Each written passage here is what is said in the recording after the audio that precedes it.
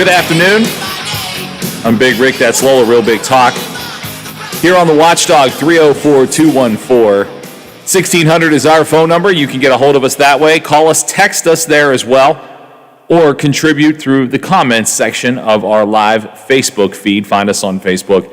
Look up the Watchdog, hit the like button, and then you're in. You'll be notified every time all of our shows go live. We'd love to have your input, as this is a community radio station giving you a voice to vent about anything you want, whether it be directly affecting the city or town that you live in, the city of Wheeling, the area, the region, or the world.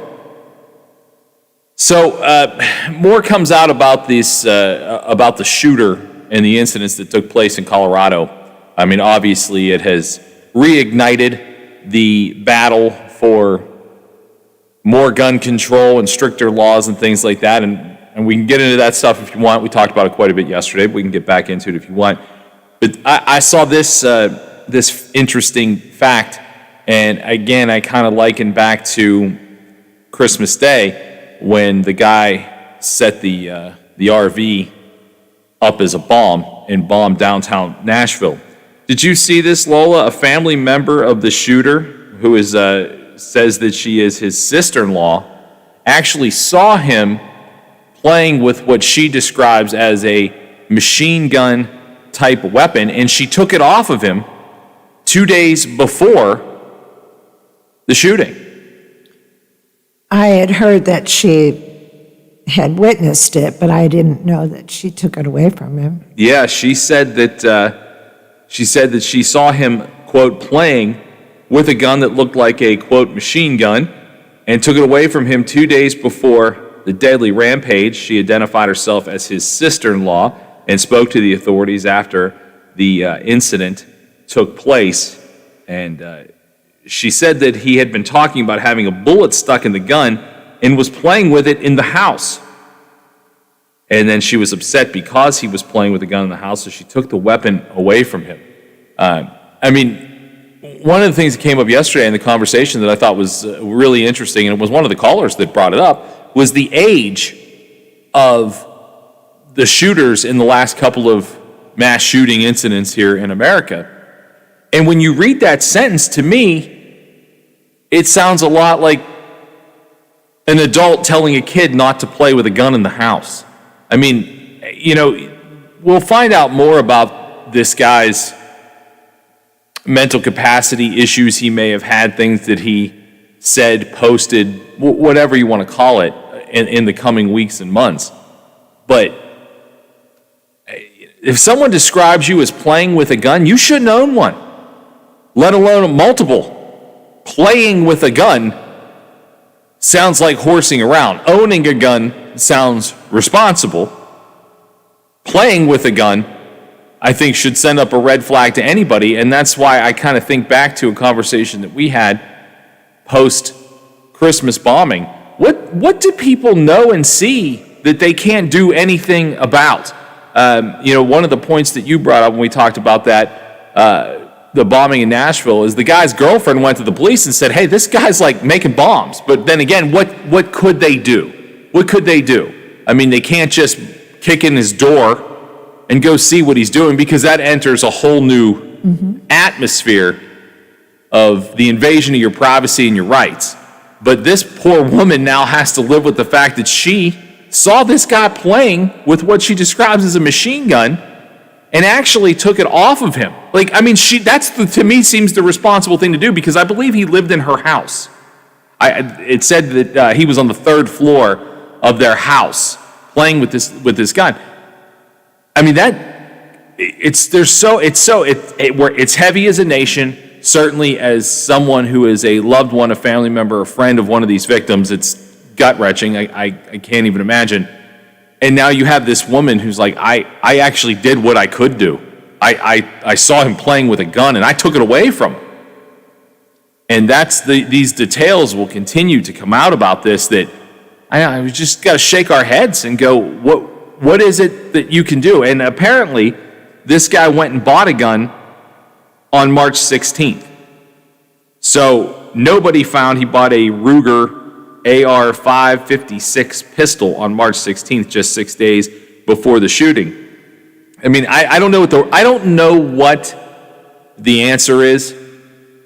I don't know what the answer is. But obviously something has to be done to monitor people's well-being as they collect guns. Gun collections are one thing. Hoarding away guns and ammo is a different thing. It's a different thing.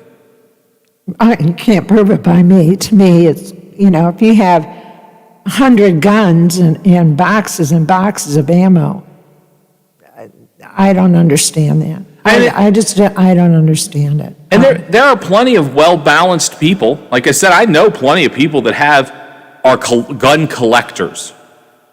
Gun collectors. They find the way that they're made interesting. They do certain things. They're good for certain things. I guess in theory, I don't have a problem with that.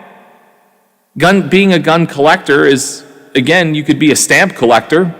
You could have too many stamps. You could be a coin collector and have too many coins. I get that coins and stamps generally are not deadly, and guns are. But being a collector of something that you enjoy, I guess, in my opinion, doesn't make somebody crazy. It doesn't make them crazy to own a lot of guns and be a collector of guns. It's just nobody buys modern guns. It's such a frequent clip. Gun collectors have vintage guns. They have specific collections of guns.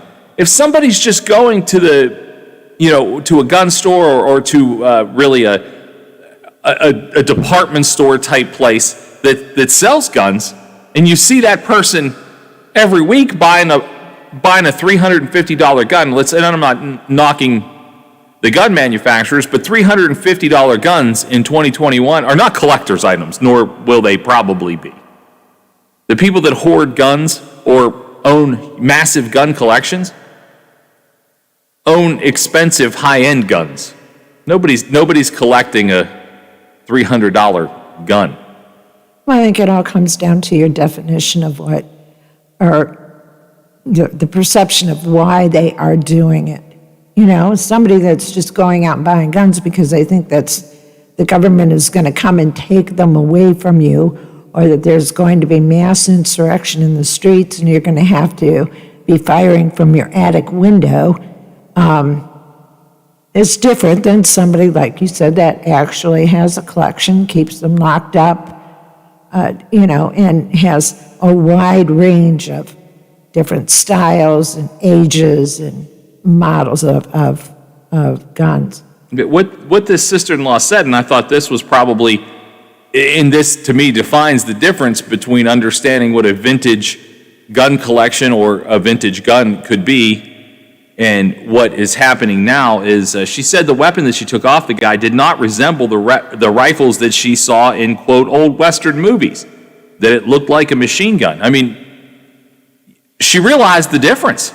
I mean, if you see somebody cleaning out great-grandpa's .22 and shining it up, someone can go, well, that's obviously a vintage gun, and it's years and years and years old. I mean, she basically saw this guy holding a machine gun, and again, machine guns are what they are, and it turns out I think she meant it was an AR-15, but that was how she described it. I mean, again, I don't know. I feel really, I actually have complete and total sympathy for this woman who essentially did the only thing that she could do. And I don't think she in any way, shape, or form knew that he was going to take whatever guns he had out and commit mass murder. But she took the gun away. And that's about all she could do. If she had called the police and they were legally purchased, there wasn't anything they could do either. Yeah, so. And that, I think, is where people are getting caught up in, what can these laws be? How can this change to prevent things like this, but also let people keep their freedoms? Couple great calls yesterday, and one of the guys absolutely said, why should my guns get taken away from me? I didn't do anything wrong by owning them. And he's absolutely correct. Nobody's going to take them. Yeah, well, I mean, and I think he totally understood that. He was a great caller. He was a great caller with great perspective. But it feels like, and I would liken this to, and again, I don't have experience with being in the military, but if you are in a platoon or a group and one person screws up, and we see this polarized in movies, one person in the group screws up, everybody pays. Everybody drops and give them 20. You know, I mean, that's you know, we've seen it portrayed in a lot of movies. In Full Metal Jacket's one of them. You know, Private Pyle screws up, everybody pays. And so I kind of liken it to that. It's like there's responsible people who own many different guns, like to shoot many different guns for many different purposes. Whether they be hunting, whether they be target shooting, whatever it may be, as long as it's not hunting human beings, then they should be allowed to owe them. But when you have things like this happen, things like Atlanta happen, and school shootings that, you know, we can go down the path as far as we wanted, unfortunately. You go, why is this being taken out on me? I didn't do anything wrong. And I get that. I get the argument. And I don't know what the answer is. I don't know that anybody knows what the answer is. I know that the red side thinks it's absolutely ridiculous to do this, and the blue side thinks that they should go ahead and mandate who can have what and how it gets purchased and things like that. And then you see states continuing to go ahead, and I think the last one may have been Idaho. I think we talked about it last week. It's like open carry, no permit necessary. That to me seems really not the right thing to do. I mean, Yeah, in the light of everything that's been happening, everybody is focusing their attention now on Colorado and Atlanta, but just in the last 7 days, there have been at least 7 mass shootings across the country, from Oregon all the way over to the East Coast. So, you know, I know people are just talking about these too, but, you know, there have been people that have lost their lives and lost loved ones just in the last week to mass shootings, not just somebody getting mad and shooting somebody else. You know, this is where there were mass casualties. We just don't hear about them anymore. No, I was going to say we're desensitized to it. We're desensitized to it. We're going to take a quick break, and we'll come back. Looks like maybe we even got a phone call coming up right here on the Watchdog. Listen to the Bill DeFabio Variety Show with Bill DeFabio and Lola Miller. Weekdays noon to 2 on the Valley's only network dedicated to live and local talk radio. The Watchdog. Dutch Boy's new Platinum Plus paint with Stain Shield technology has the performance you expect from a luxury paint at a price you didn't. Platinum Plus is up to 50% more washable and stain resistant than a leading premium paint in satin sheen. Superiority ranges from 24 to 50% depending on sheen selected. Platinum Plus keeps your walls looking new longer. Menards and Dutch Boy Paint have you covered.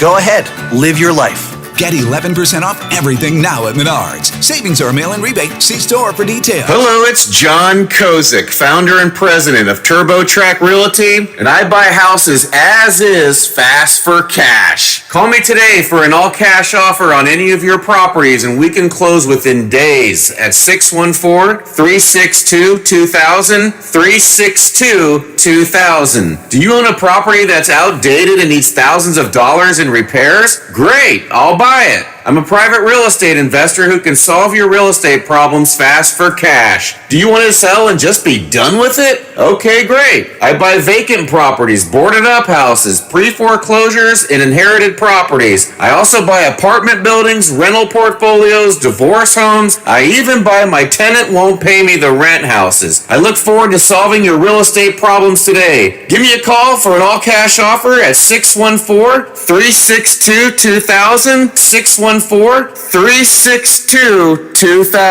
not buying till I checked on for. Most of us are faced with uncertainty every day. Your job, your finances, sporting events, schooling for your children, and so much more. With so much uncertainty surrounding you, there is one auto dealership that you can be certain about, and that's Doan Ford.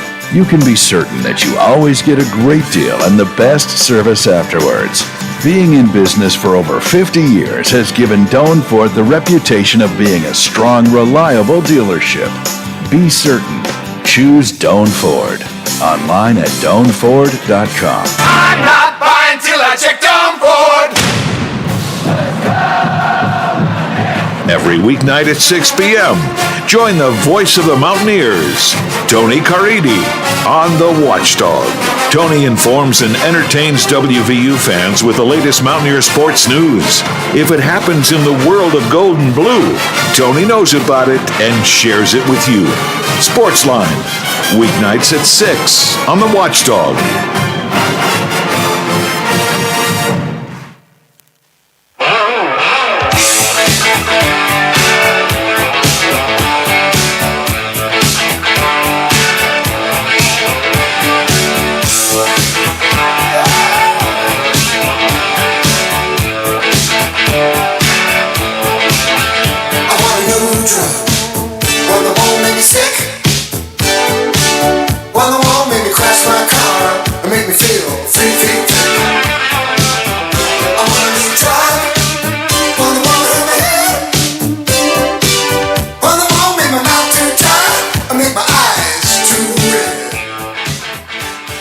Welcome back. I'm Big Rick, that's Lola, and we've got Bob on the line. Bob wants to share his thoughts. Bob, welcome to the show. Thanks, Rick. How are you all doing? I'm good, man. How are you? Okay.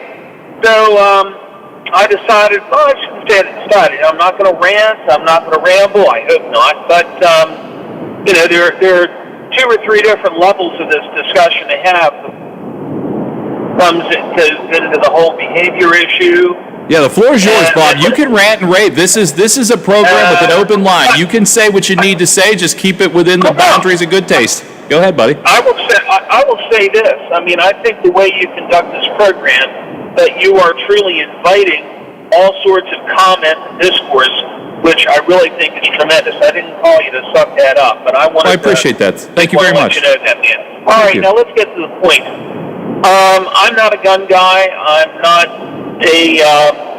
a collector, owner, holder, or anything of that nature at all. I do think, though, that when 30 years ago, approximately, when the ban on assault weapons was not continued, that was really the end of controlling guns in the way that people who want to control guns, in quotes, want it to happen. Couldn't agree more.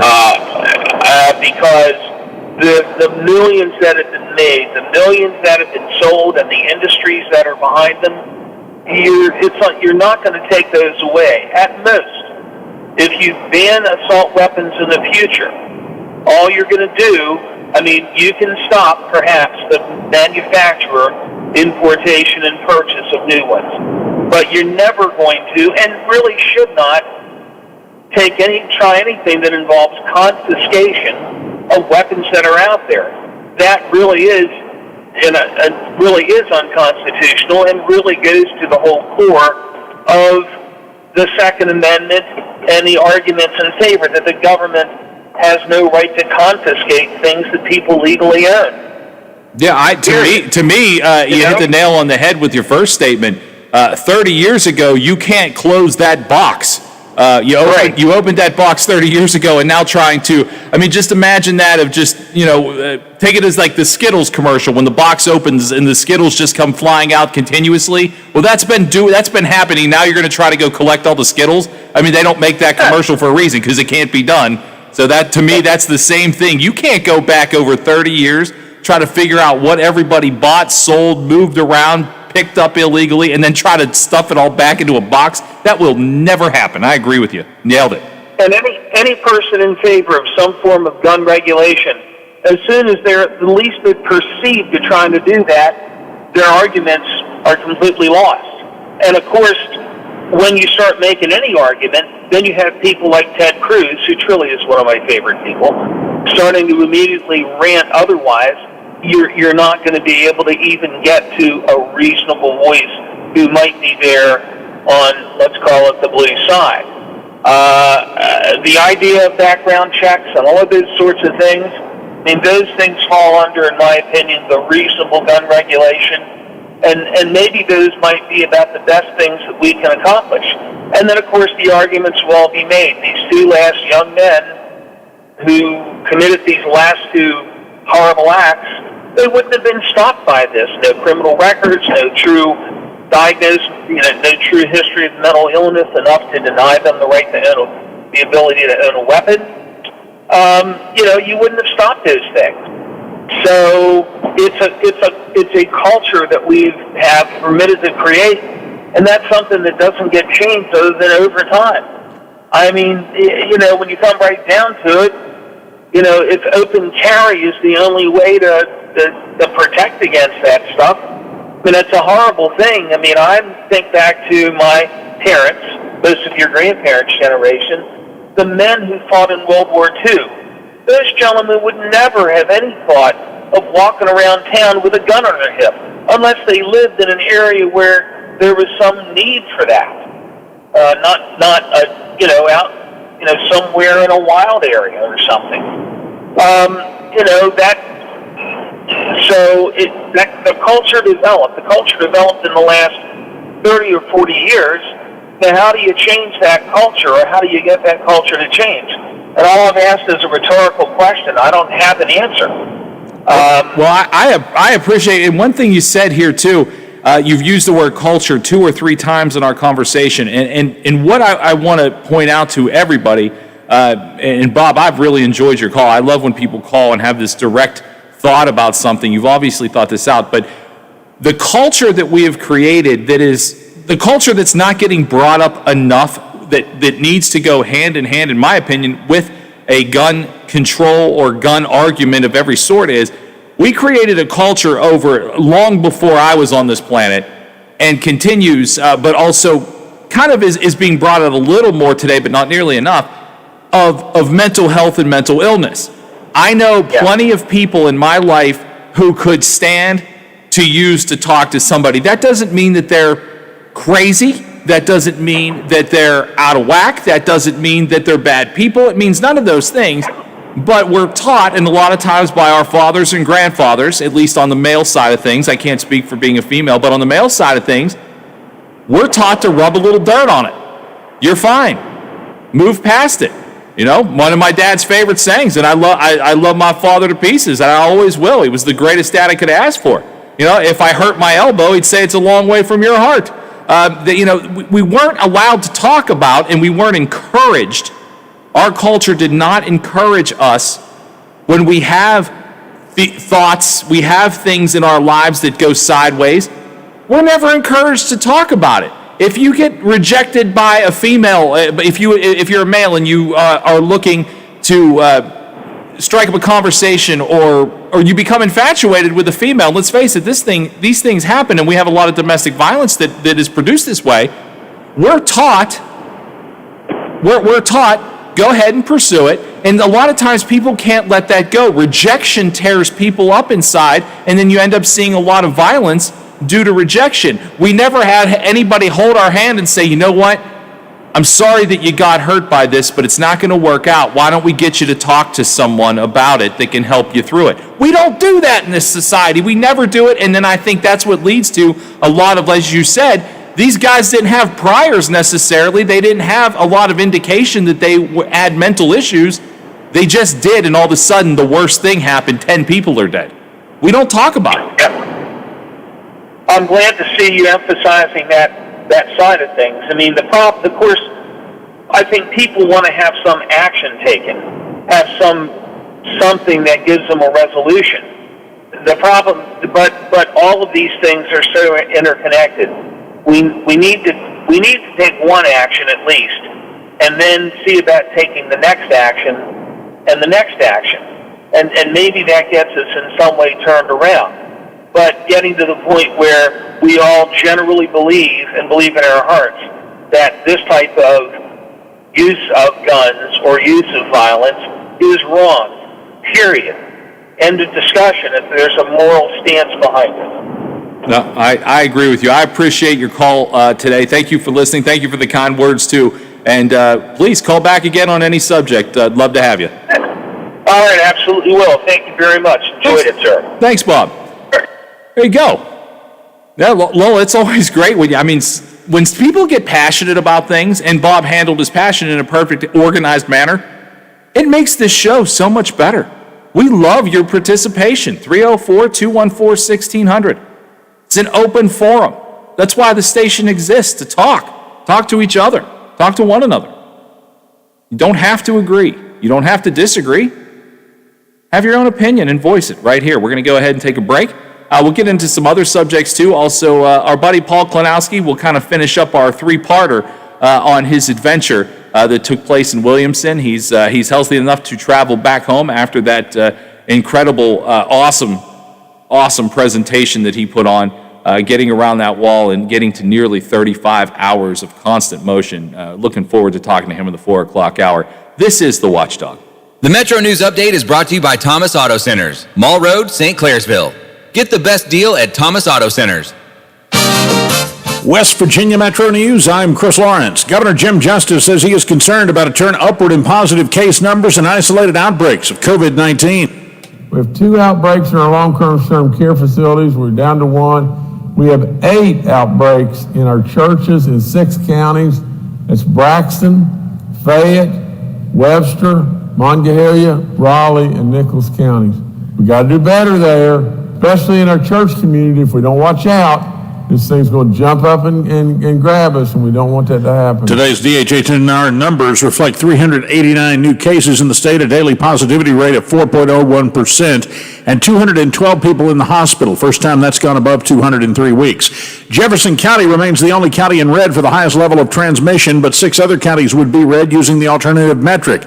That won't matter for long, though. The governor today announcing the daily alert map that has pretty much guided the state in the past year will be dropped, saying it's no longer necessary. Vaccinations are now open to 16 and over in West Virginia. Kanawha Charleston Health Department Director Dr. Sherry Young says there's a possibility of vaccines going into the schools. We are going to reach out to the schools to see what we can put together and get to people while they are still in school as far as receiving the vaccine, because we've got to look at being able to get both doses of Pfizer 21 days apart. 16 to 18-year-olds must take the Pfizer vaccine. You're listening to Metro News, the voice of West Virginia.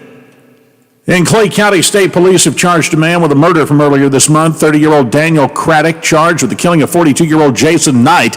Knight's body was found shot and stabbed by 2 passersby in a remote area back on March 13th. Clash of the Titans tonight in the world of NCAA Division II basketball. Ohio County's West Liberty University taking on Northwest Missouri State in the Elite Eight in Evansville, Indiana tonight.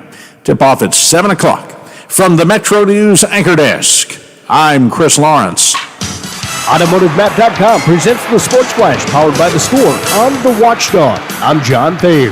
The World Golf Championships Dell Technologies Match Play event is set to get underway today at Austin Country Club. Dustin Johnson is the overall number 1 seed. He enters the WGC Dell Technologies Match Play as the top seed for the 4th consecutive year. Pool play takes place today through Friday, with each player competing once against the other players in his pool. The player with the best record from each pool, ties will be broken via sudden death. Playoff will advance to the round of 16, which will take place on Saturday, along with the quarterfinals. The semifinals and the championship will be played on Sunday.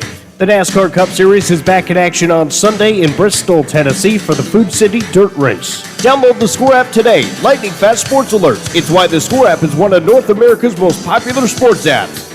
I'm John Thayer with the Sports Flash, powered by the Score on The Watchdog. Liberty Mutual Insurance Company customizes your home insurance so you only pay for what you need. Well, as the world's blandest man, the idea of insurance made for me is almost riveting. Big fan of beige? I find other neutrals too unpredictable. That's cool. Liberty Mutual is just here to protect your home with customized insurance. And here we've got my doorstop collection. Only pay for what you need at libertymutual.com. Liberty, liberty, liberty, liberty. Cleanliness and safety are essential to the success of any business. That's why Cintas has introduced our Total Clean program, a one-of-a-kind service that includes scheduled deliveries of essential cleaning supplies, hygienically cleaned uniforms, and on-site sanitizer and disinfectant services to help eliminate germs. Learn what the Cintas Total Clean program can do for you. Oh, I'm ready! Visit Cintas.com and get ready for the workday. I'm Andrew Saul, Commissioner of Social Security. Beware of telephone scammers pretending to be government employees. Real Social Security employees will never threaten you. Callers threatening you with arrest or other legal action and demanding money are not from us. If you receive a call like this, hang up, do not provide them with any form of payment or information. Report the call at oig.ssa.gov.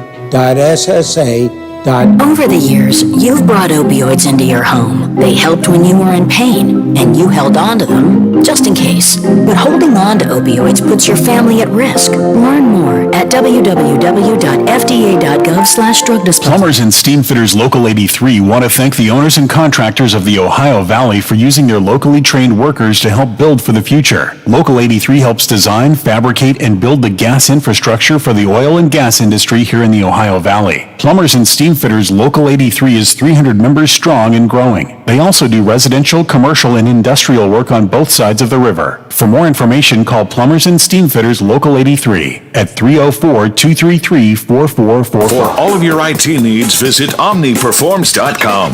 Omni Strategic Technologies, the only IT company that the Watchdog trusts. Listen to the Bill DeFabio Variety Show with Bill DeFabio and Lola Miller, weekdays noon to 2 on the Valley's only network dedicated to live and local talk radio, The Watchdog.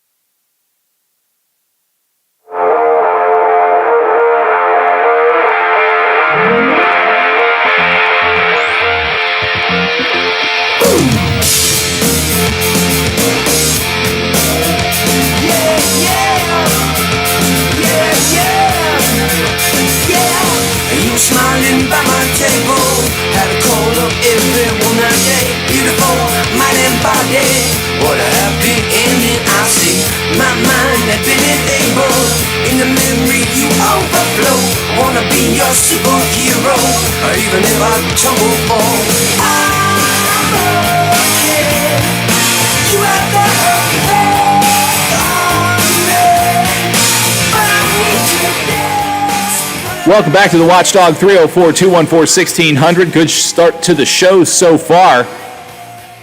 Good calls, good conversation, and luckily, we have our human sports almanac. Biff, I think you are awake 24 hours a day, 7 days a week, making sure that you keep everyone and everything informed on sports. I'll come in here, you'll know what the Nailers did on a road trip, you'll know who scored, everything. And today you've been tracking the Lincoln Memorial basketball game. So we just wrapped up in a final on that one? Yeah, we did. That's the Division II Elite Eight, which is being played in Evansville, Indiana.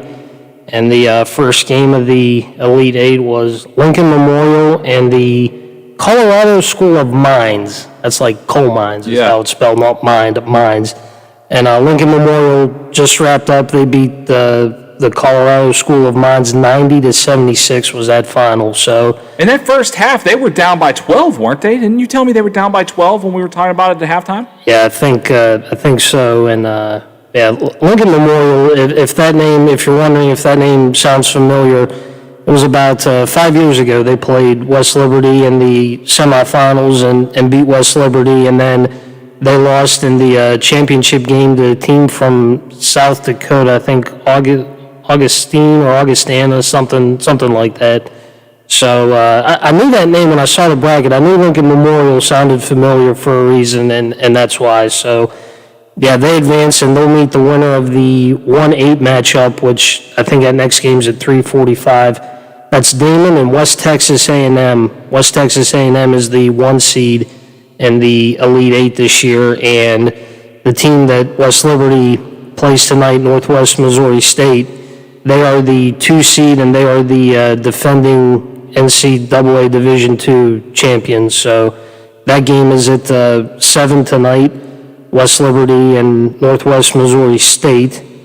And then the winner of that game, the late game, which probably gets started about 10 o'clock, is Flagler and Truman. Well, 2 of my favorites. It's a toss-up. It's a toss-up for me who my heart will be with, other than West Lib. So if you're looking tonight for West Liberty, try Channel 14 first. I'm not sure if they're going to be allowed, because we know how the NCAA works. So I don't know if they're going to be allowed to carry that game. But check Channel 14 first. If you can't find it there, go to ncaa.com, and they'll have the games there. So, and then the championship game for Division II will be Saturday at noon on CBS. No, great.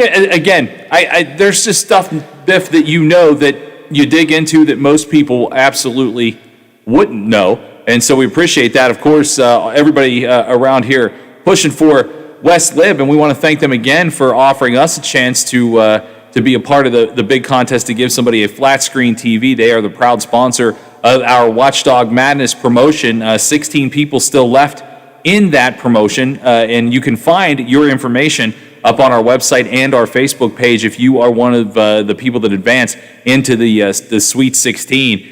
You got to feel good for whoever's got Gonzaga in that one. I don't remember who it is, but off the top of my head at least. But Gonzaga looks sharp.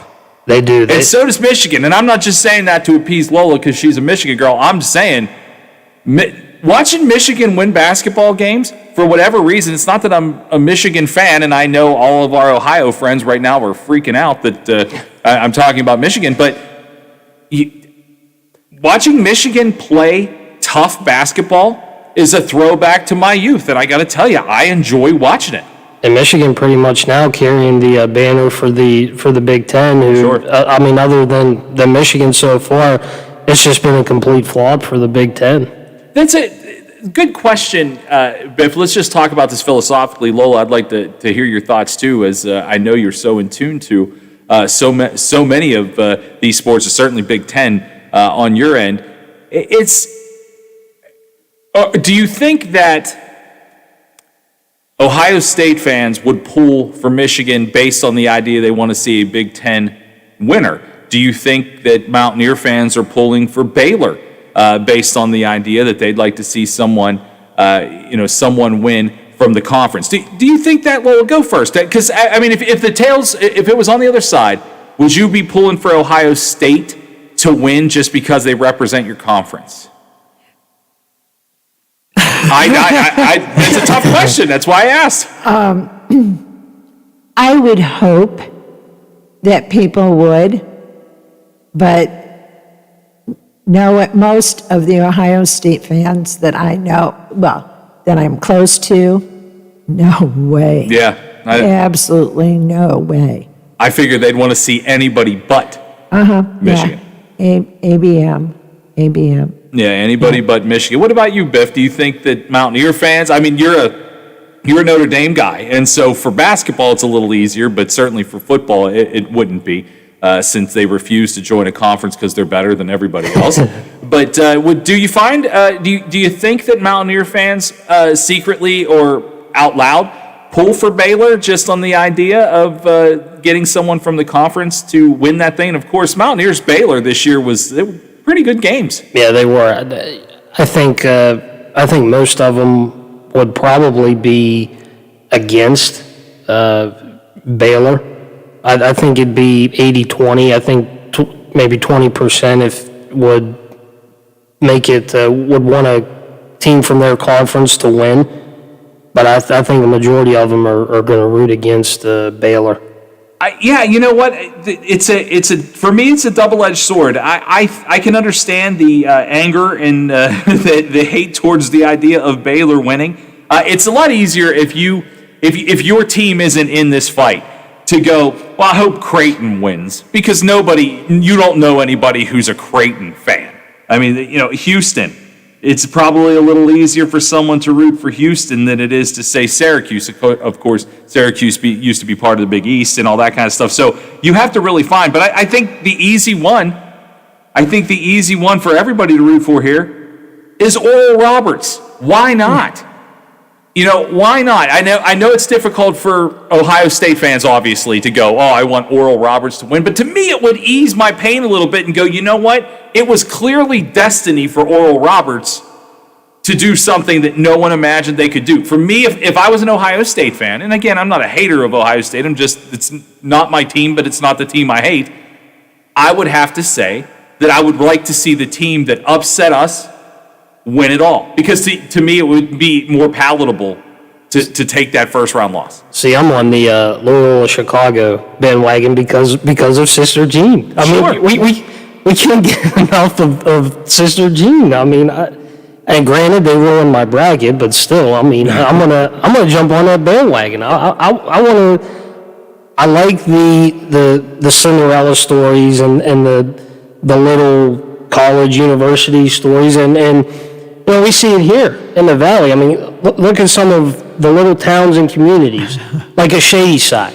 You know, when they go on the year they won the softball championship, and the year the football team made it all the way to the finals. When communities in Ohio, the small ones, when they go on runs, and I'm just singling Shady Side out, but when anyone in Ohio, especially in Ohio, when any of our smaller communities make the runs that they do, it's fun to watch. Absolutely. Because we get behind them. You know, we joke. We say the last one in Shady Side, other than Matt down at the Tiger Pub, turns the lights off when they travel and everything. It's fun to see that, and that's, you know, those are the stories and the storylines that, you know, I kind of like. It's fun. Bellsville is Yes. one that every single year you got to pull for Bellsville. You know, because they're playing with like 15 kids. Yeah, I mean, it does. If ever there could be a year, because I just closed it out, but I can pull it up again real quick. If ever there was a year for a Sweet 16 to develop into Elite 8 and a possible Final Four with a team you wouldn't expect, I would say this is probably the year. I mean, Gonzaga for years wasn't anything to write home about. And then for the last, then just it became, and it's in Spokane, Washington, which I actually have been to Spokane a few times, and it's a small little, I mean, it's a nice little area, but again, that would be a city that would absolutely erupt. But Gonzaga is one of those teams you expect to be at least in the mix. You know, watching Florida State win another championship and Florida celebrate something else, I don't want to see. Again, I have this kind of soft spot because of the Michigan, watching them play basketball like I did as a kid, was a lot of fun. But you have a Villanova. They've always been a historically good basketball school, but it's not a big school. Oral Roberts obviously winning would be great. Loyola, same thing. Nobody wants to see Syracuse win, and Houston would be a pleasant, interesting surprise. So I think if anything, there's probably 4 or 5 teams in there who realistically could do something we've not seen. And Villanova was quiet this year. You really didn't hear too much about them. They just kind of were under the radar, and I like that. I like when nobody's talking about us, and they don't put the pressure on you, and you can just kind of, not relax, but, you know, kind of not have to worry and play your game and everything, and just go about your business. But look at the ones we've seen in previous years. Like Gonzaga, from 13 years ago, they go from a Cinderella to what they've done. The run that VCU went on, the George Masons, some of these other teams where you look at them and you think, how are we watching them in an Elite 8 and possibly a Final Four? There was at Baltimore College of Maryland. What was the UMBC? UMBC. I mean, was that 2 years ago? Was that 2018?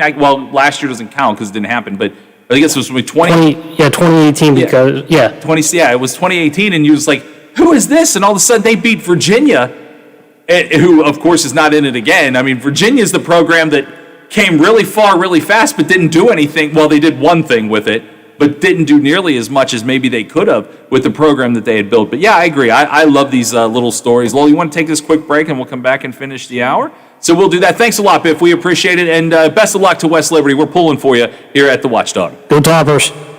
Wake up to the Ohio Valley's favorite morning show, the Watchdog Morning Show with Howard Monroe. Weekday morning, 7 to 10 a.m. Only on the Watchdog.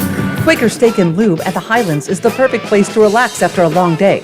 Happy hour from 3 to 6 Monday through Friday. Get $2 off appetizers, $3 off domestic drafts, and house wine specials. Quaker Steak and Lube, voted Best Wings USA. Quaker Steak and Lube at the Highlands with another steal of a deal. Get a steak burger and fries all day Monday for only $8.99. It's also Military Mondays. The Lube will take 25% off for all veterans, active duty military, and first responders. Quaker Steak and Lube, voted Best Wings USA. A serious injury from an accident can be just the start of your worries. What if you cannot return to work? How do you take care of your family if you're disabled? At Gelner Law Offices, we represent seriously injured people and understand their problem. We know how to get you fair compensation. We will work hard to make sure you get the money you deserve for your losses. Don't go it alone. If you're hurt in an accident, call us at 304-242-2900 or visit us at gelnerlaw.com. We'd like to help. Adina, the watchdog is protecting your yard. Join Howard Monroe, Hoppy Kercheval, Bill DeFabio, and Big Rick for the best live and local talk in the Upper Ohio Valley and beyond. Adina trusts the watchdog.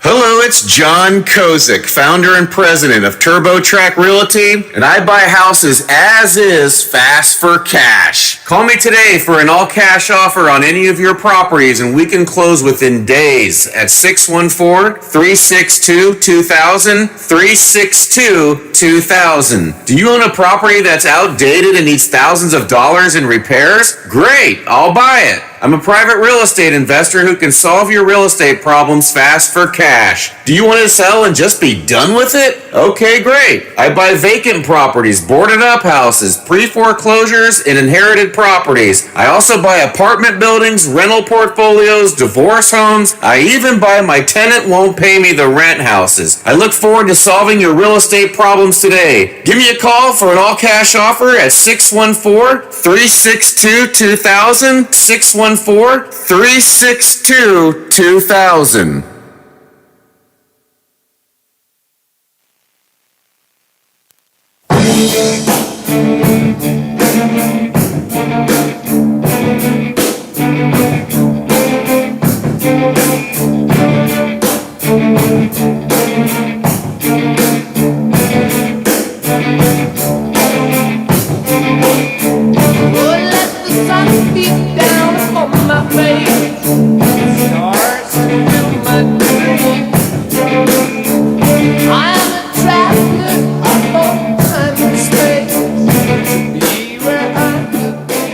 Welcome back as we get ready to wrap up our first hour. Ask Biff to stay real quick because Biff is our Notre Dame expert, and I would venture to say that aside from Bill, I know probably the most about the Steelers here in the building. So let's talk about where those two things collide, Biff.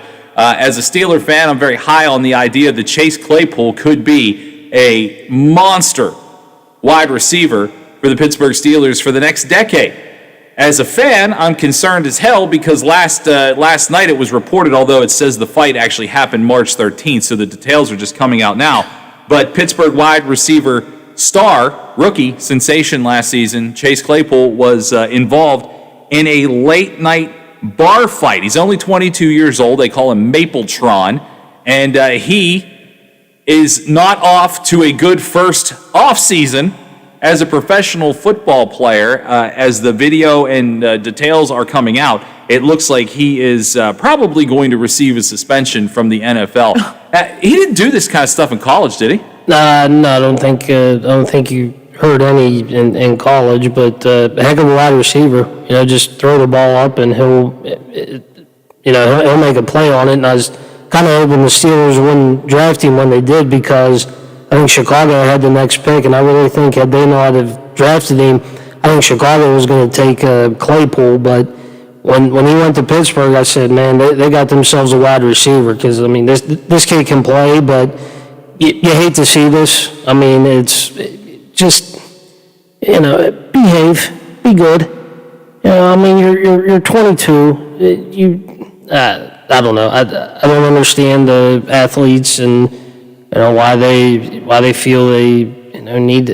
If you want to be out, that's fine, but you got to know everybody's going to know who you are. And in this day and age, I mean, something's going to be on video, something's going to be caught. You just got to be more careful. Yeah, you do. Stay home. You can go out and party when you retire. We'll go ahead and take the top of the hour break. Stay on the dance floor. Yeah, I was going to say. Well, obviously it's a good place to be. He's got great kicks, as you'll see from the video. Behave, young man. We'll be back with more on the Watchdog.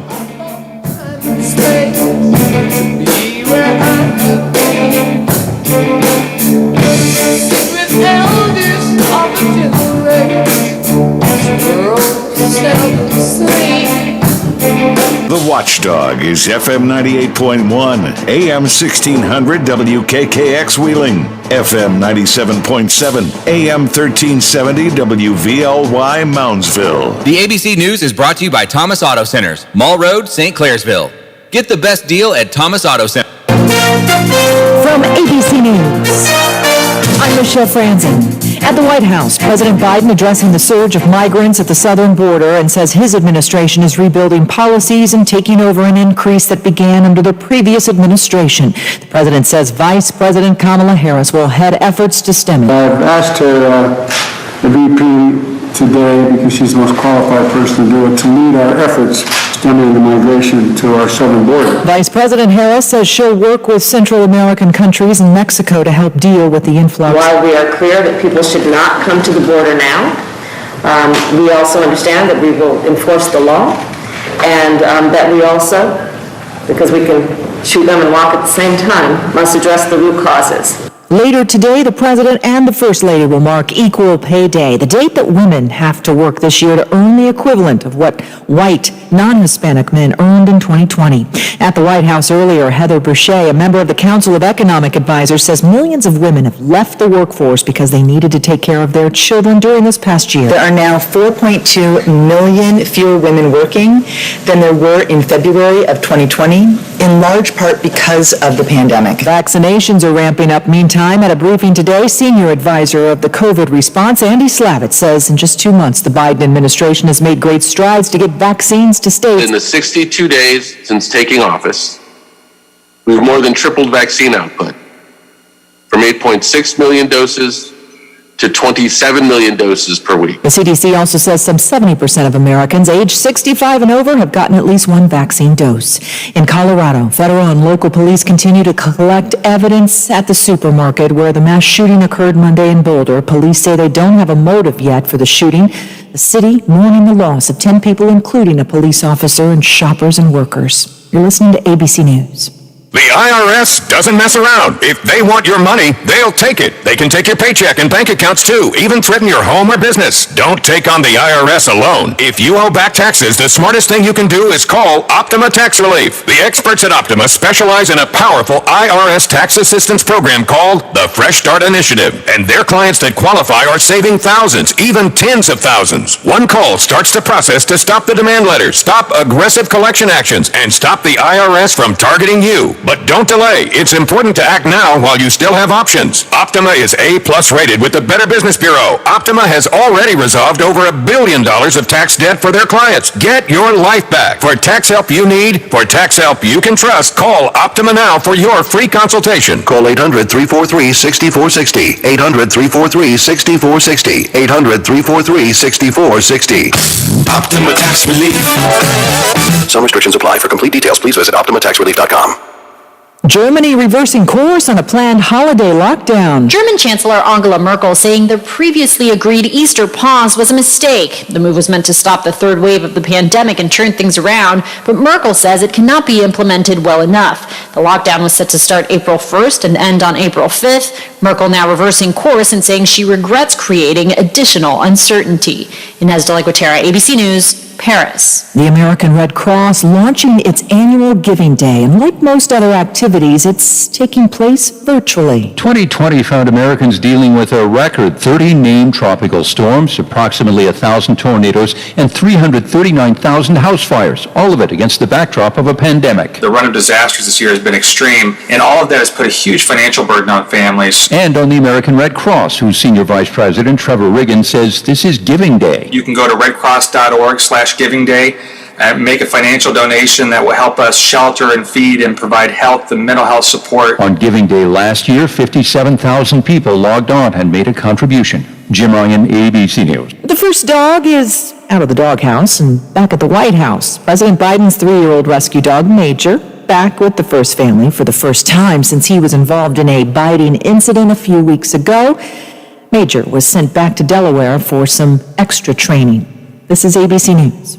If I'm not commuting anymore, where do I really want to live? While you handle life's questions, Merrill Guided Investing helps you manage your portfolio and invest for your next move with the option to work with an advisor at a low cost and minimum. Merrill, a Bank of America company. Visit merrilledge.com/investing goals to get started today. Investing involves risk. Merrill Lynch, Pierce, Fenner & Smith Incorporated, both a registered broker-dealer and investment advisor, member SIPC. Investment products are not FDIC insured or not bank guaranteed and may lose value. I'm Michelle Franzen, ABC News. This is ONN. On the Ohio News Network, I'm Daniel Barnett. Republican U.S. Senator Rob Portman is reacting to Monday's shooting at a supermarket in Colorado that left 10 people dead.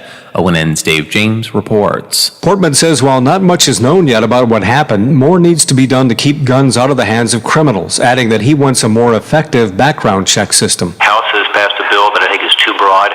It would make it more difficult for people to protect themselves and their families. The House proposal from Democrats would expand background checks to gun sales between private parties, at gun shows, or over the internet, and would increase the window to conduct a background check from 3 days to 10. Dave James, ONN News. And one of the victims of that mass shooting in Boulder was originally from suburban Cleveland, according to the Denver Post.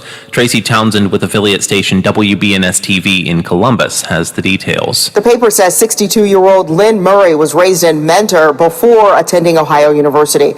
She was one of 10 people shot and killed at the King Soopers supermarket.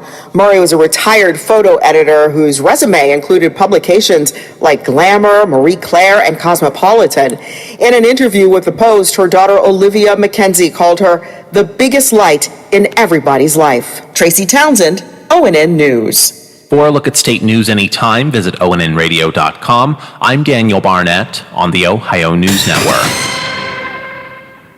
Hello, it's John Kozik, founder and president of TurboTrack Realty, and I buy houses as is, fast for cash. Call me today for an all-cash offer on any of your properties, and we can close within days at 614-362-2000, 362-2000. Do you own a property that's outdated and needs thousands of dollars in repairs? Great, I'll buy it. I'm a private real estate investor who can solve your real estate problems fast for cash. Do you want to sell and just be done with it? Okay, great. I buy vacant properties, boarded up houses, pre-foreclosures, and inherited properties. I also buy apartment buildings, rental portfolios, divorce homes. I even buy my tenant won't pay me the rent houses. I look forward to solving your real estate problems today. Give me a call for an all-cash offer at 614-362-2000, 614-362-2000. Washington County's largest gun show is back on Saturday and Sunday, April 10th and 11th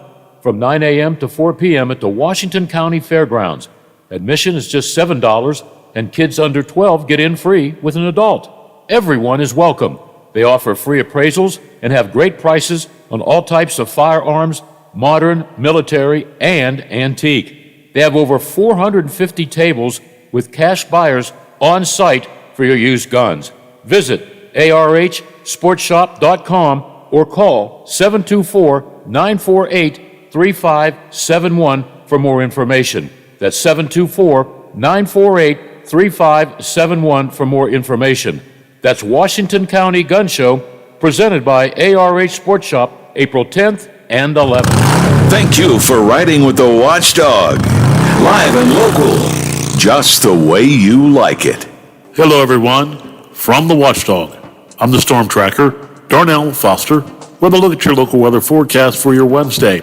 After a few early morning showers, just mostly cloudy through the afternoon, a high near 75, your overnight low of 50 degrees under partly cloudy skies, clouds, limited sunshine in store for your Thursday with temperatures in the low 70s. Have yourself a great day, everyone. From the Watchdog, I'm Darnell Foster. The views and opinions expressed on the following program are not necessarily those of this station or its sponsors. It's not red. It's not blue. It's just real. Real Big Talk with Big Rec continues now on the Watchdog.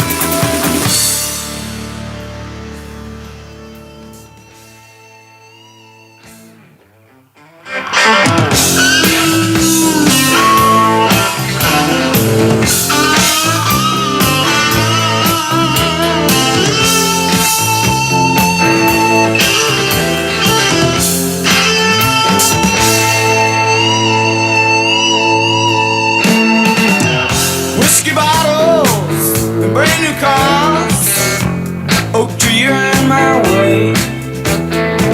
There's too much coke and too much smoke. Look what's going on inside you. Ooh, that smell. Can't you smell that smell?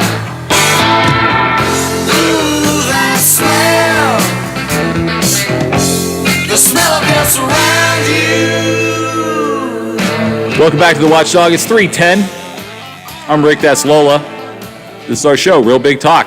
We encourage you to talk to us too, 304-214-1600. Phone lines are open for you to get in on the conversation about whatever we're talking about, or if you have something else, maybe I missed it, maybe I'm not talking about what you want to talk about. Call up and tell me. We'll talk about it. Let's do that.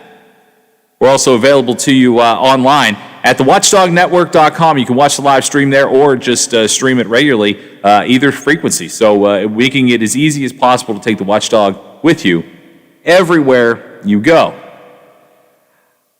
When I thought I was going to enter this conversation today, I wanted to make sure I had at least an understanding, working knowledge of it, because I don't like to present things that I really am stupid about. And so I did my best to research this and try to understand it from every angle. And I'm interested to hear what you have to say about it. And Lola, I'm interested to hear what you have to say about it. The idea, fight for, whatever you want to call it, to make Washington, D.C. the 51st state has ramped up once again. And this is something we've heard for years. I mean, it's not new. But I would say, in my estimation, now is, if it's going to happen, now is the opportunity better than ever for it to actually become a reality. Of course, with the opportunity for Vice President Kamala Harris to make the deciding vote in a completely split Senate, this could be the time that D.C. becomes the 51st state. What do you think? Well, I think it's time.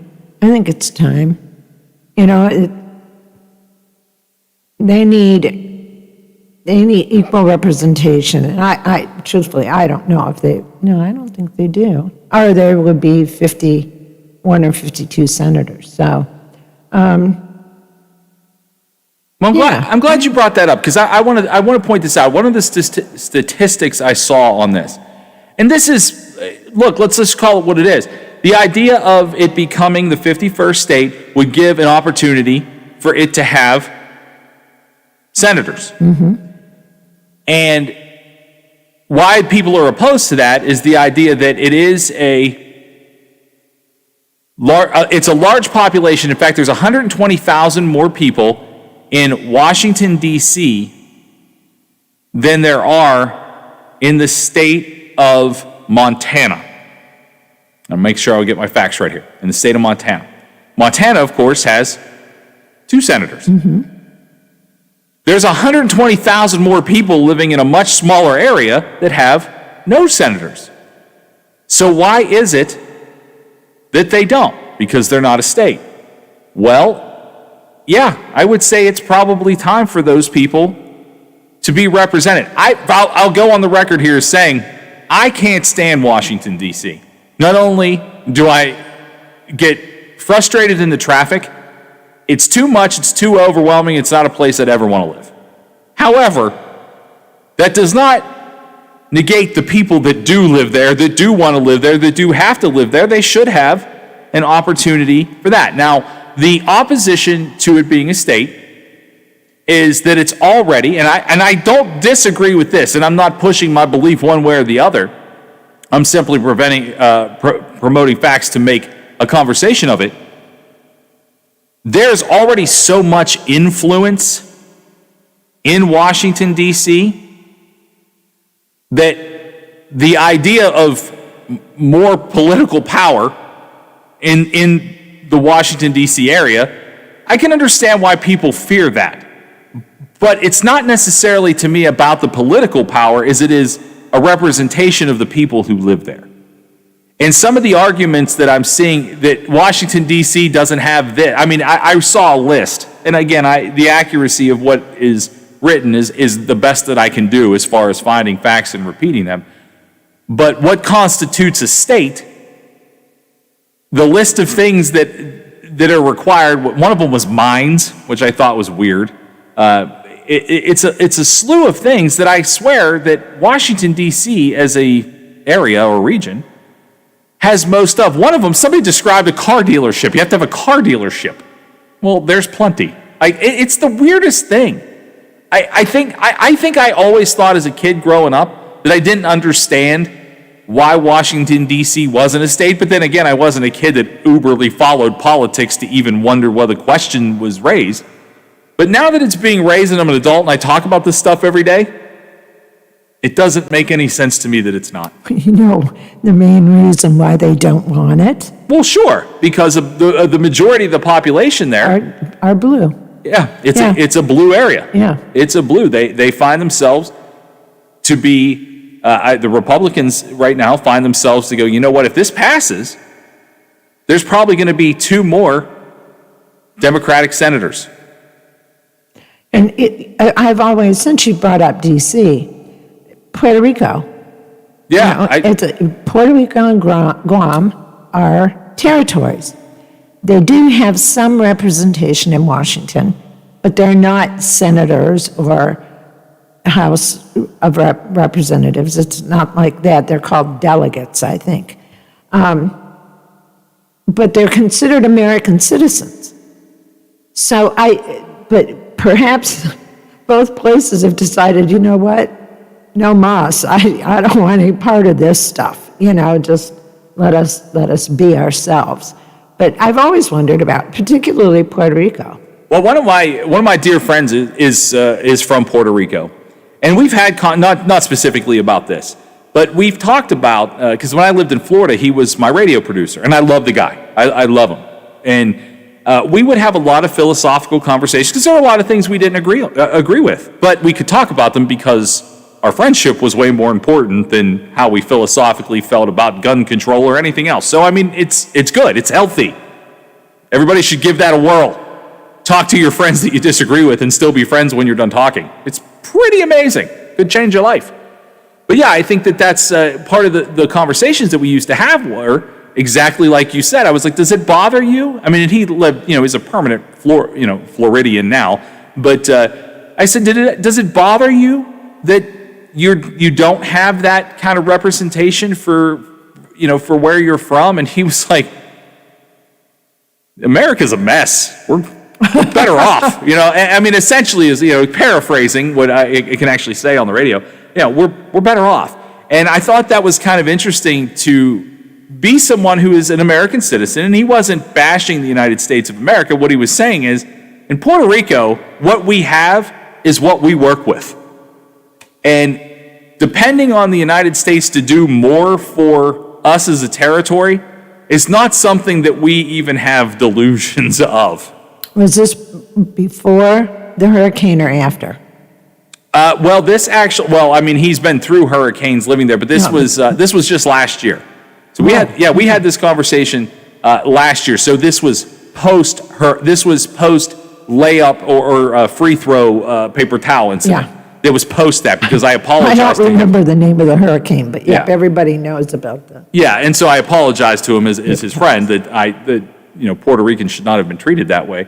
But yeah, I mean, I think honestly the consensus from at least the conversation I had with someone who's actually from there was we're just kind of used to being that off to the side. Now, I'm not negating Puerto Rico in any way, shape, or form, but Puerto Rico isn't attached.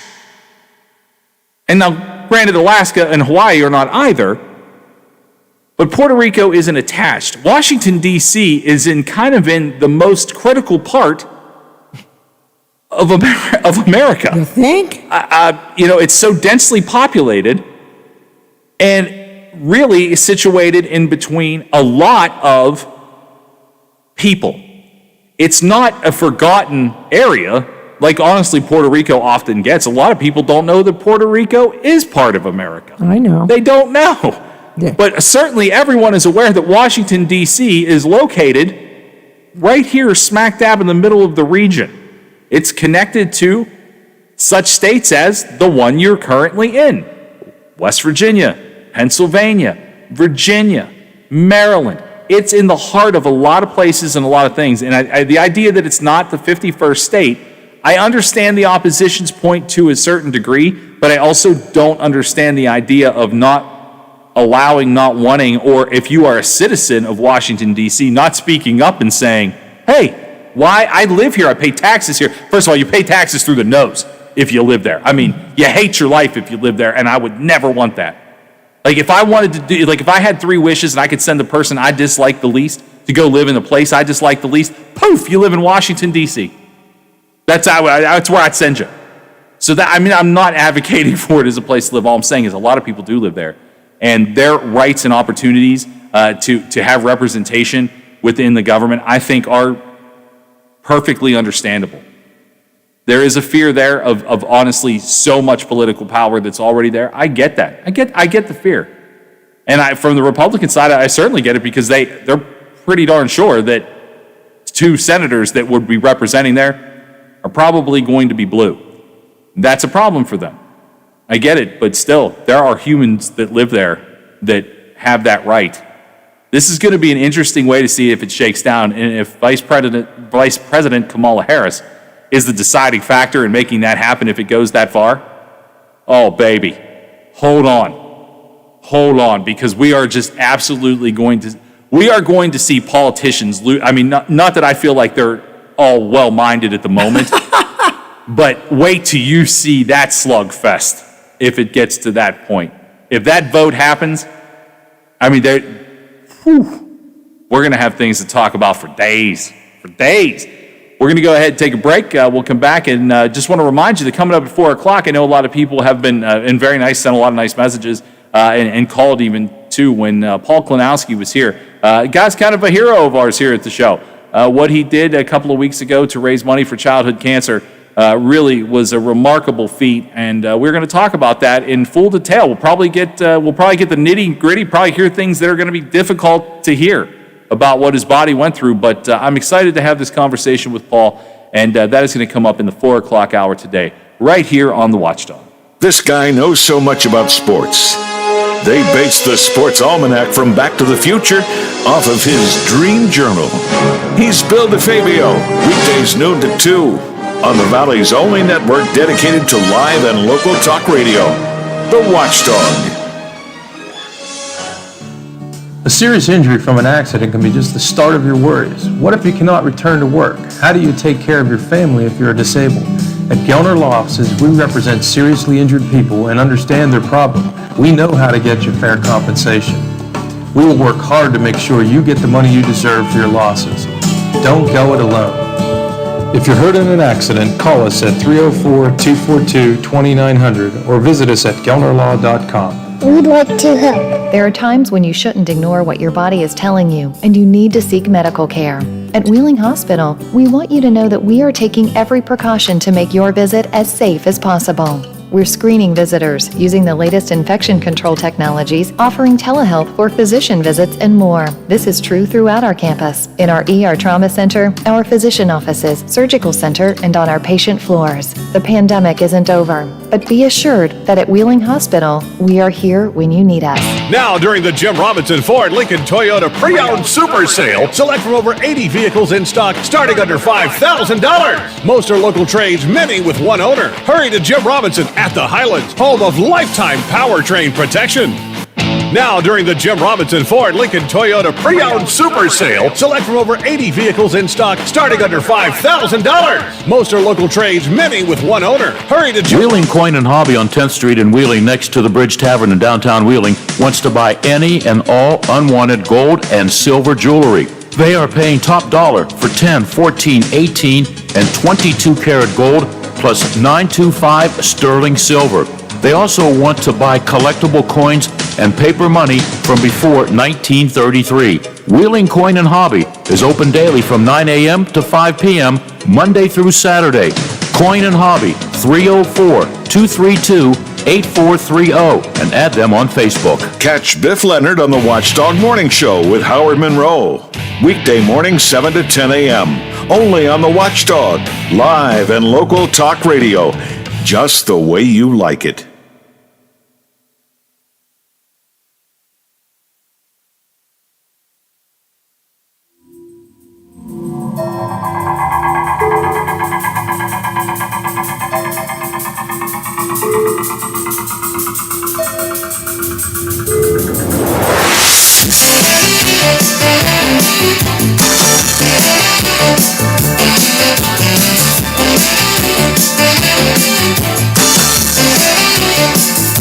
The heat is on the street, inside your head, on every beat, and the beat's alive, deep inside. Pressure's high, just to stay alive, 'cause the heat is on.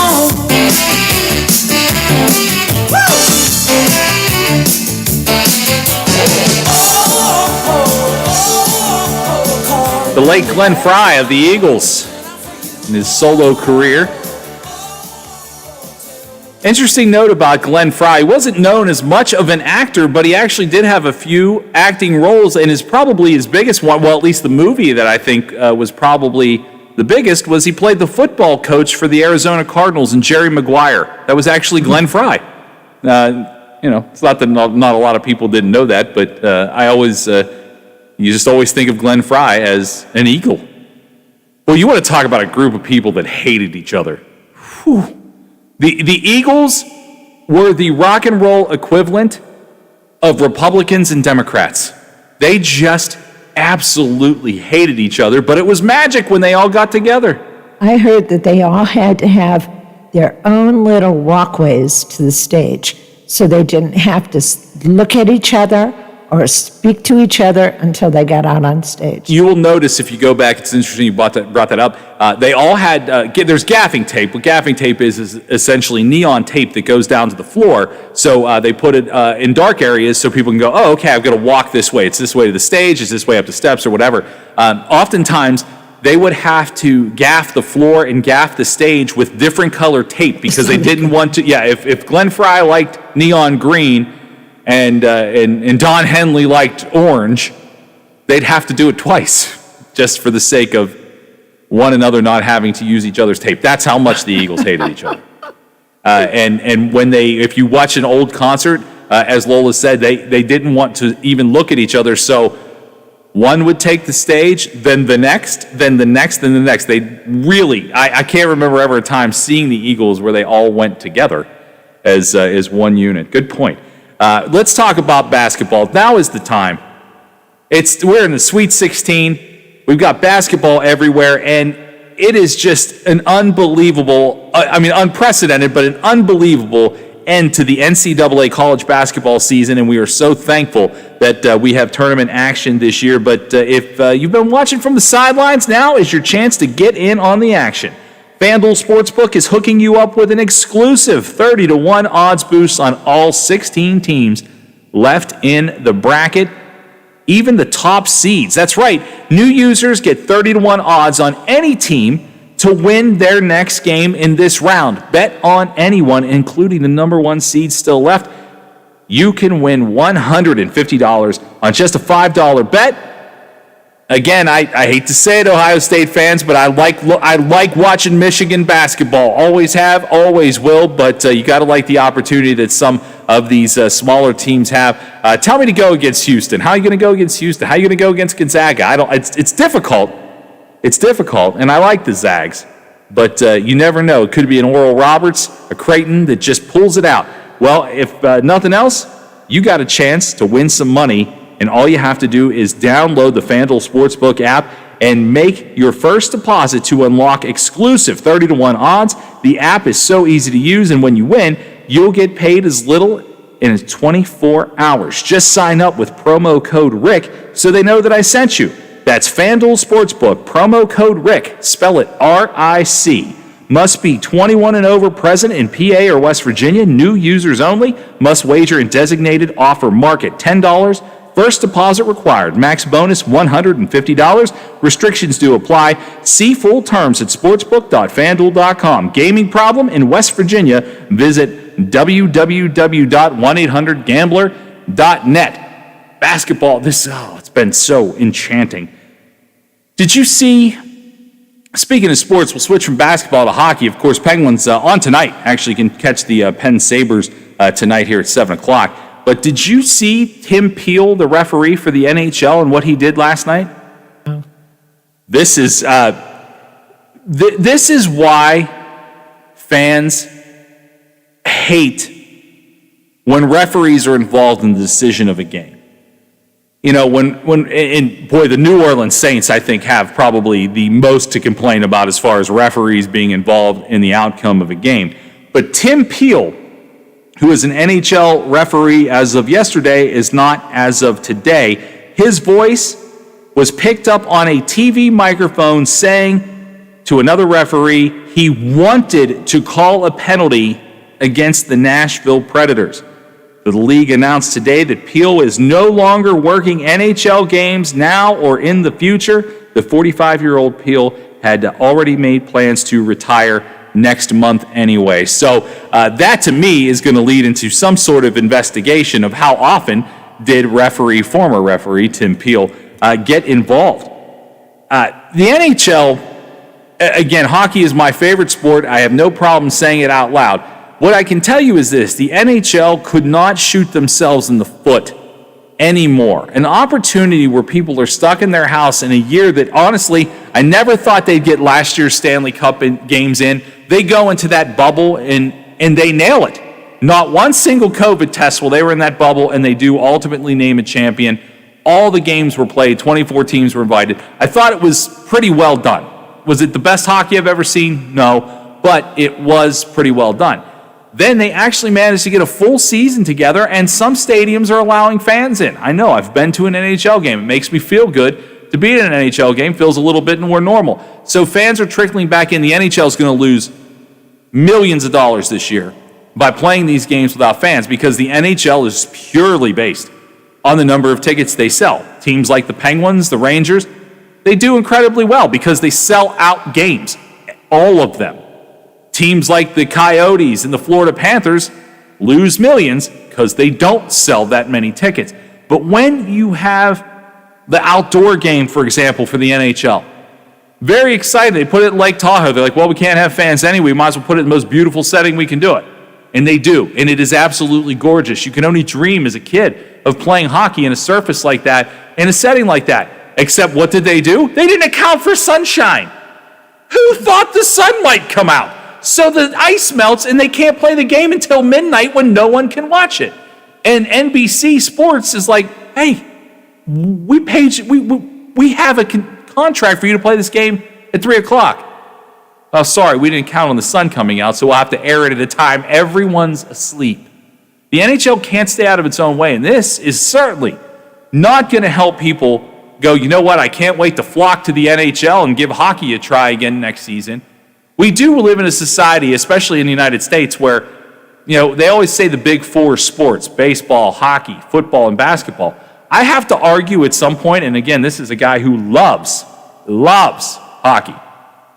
Golf and NASCAR might be in there as competing for that fourth big spot in the United States. NASCAR, I would venture to say NASCAR has to be up there. I would say so. And again, hockey only continuously shoots itself in the foot. This is a terrible thing for hockey. It just seems like, okay, we have a bad apple who's a referee who may hate the Predators and whatever. And I get that. And I'm not going to tell you that there aren't referees that go, you know what, I'm specifically looking to give a penalty to this team or even it out. That happens. You don't say it out loud. Just shut up. Tell yourself in your mind, you know who I hate? The Predators. You know who I'm going to call a penalty on? The Predators. And then you call it. And the league can go, you know what, Tim, that was a bad call. You shouldn't have made that call. Because they review the referees. Okay, well, I'll do better next time. You never say it out loud to another referee on the ice, on television. That's what I mean. People are stupid. It's incredibly stupid, and really, it sets the sport back. at a time where hockey is trying to gain fans. Everything's trying to gain fans. Every league, every sport is trying to bring people back. If you heard a couple of umpires going, you know what, I'm going to call everything a strike for this guy because I hate the Pirates. Well, no, I mean, nobody would be shocked, but choose another team. Yeah, so, but you know what I mean? I think it's so harmful. So harmful for the NHL, and then you wonder why fans are turning their backs on some sports, and they are. Even football and its immense popularity is losing some fans, and again, I'm not going to go on the whole, I'm not watching because they kneel. You still watch. But sports in general is not as compelling to fans because they feel like the referees have too much control over them. I don't pay $80 to sit in a hockey seat to watch the referee call penalties. I pay it to watch Sidney Crosby score goals. That's why you're there. That's why you tune in. That's why you, on your radio, on your way home at night, you're like, oh, wow, Penn's game's on Watchdog. I want to hear what Malkin does. What does Letang do? What's the goalie doing? Not, boy, I can't wait to hear another penalty call. That'll just be fantastic. Make my whole evening. Boy, this is bad for the NHL. We're going to go ahead and take a break. We'll come back, some of your phone calls, some of your topics. And looking forward to the 4 o'clock hour, going to have PK and Paul Klinowski is going to come in and tell us about his amazing journey in Williamson, running for so many hours. He did such a great job. Pumped to talk to him. All that's coming up next on the Watchdog. The Mountaineer women's basketball team sees its season come to an end at the hands of Georgia Tech. Hi, everybody. I'm Tony Caridi. That story coming up on today's Mountaineer Report. Did you know that 1 in 8 Americans struggle with hunger? Yet more than 40% of the food we produce is thrown out. At Kroger, we know we can do something about this. We're donating more food to local food banks through our partnership with Feeding America. And we're working with World Wildlife Fund to end food waste. But we can't do it alone, and we hope you'll join us in creating a world with zero hunger and zero waste. Visit thekrogerco.com to learn how you can help.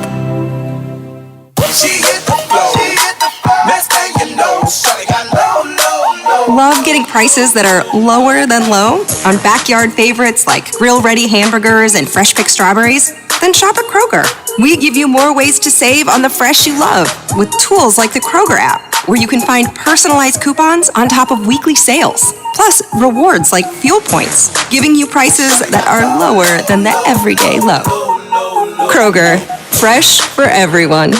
The season has come to an end for the West Virginia University women's basketball team. WVU eliminated in the second round of the NCAA tournament last night, losing by a final score of 73-56 to Georgia Tech. Georgia Tech entered in as the 5 seed. West Virginia was the 4 seed, and it was just one of those games for WVU. The Mountaineers trailed by 4 points at halftime, and then really the game was decided in the third quarter when Georgia Tech outscored West Virginia 22-9. Georgia Tech was dominant on the glass, out-rebounding West Virginia by 14 boards, 36-22. WVU's Kaiser Gondrzak, a first-team All-Big 12 selection, just could not find her comfort zone all evening long, finishing up with 3 points.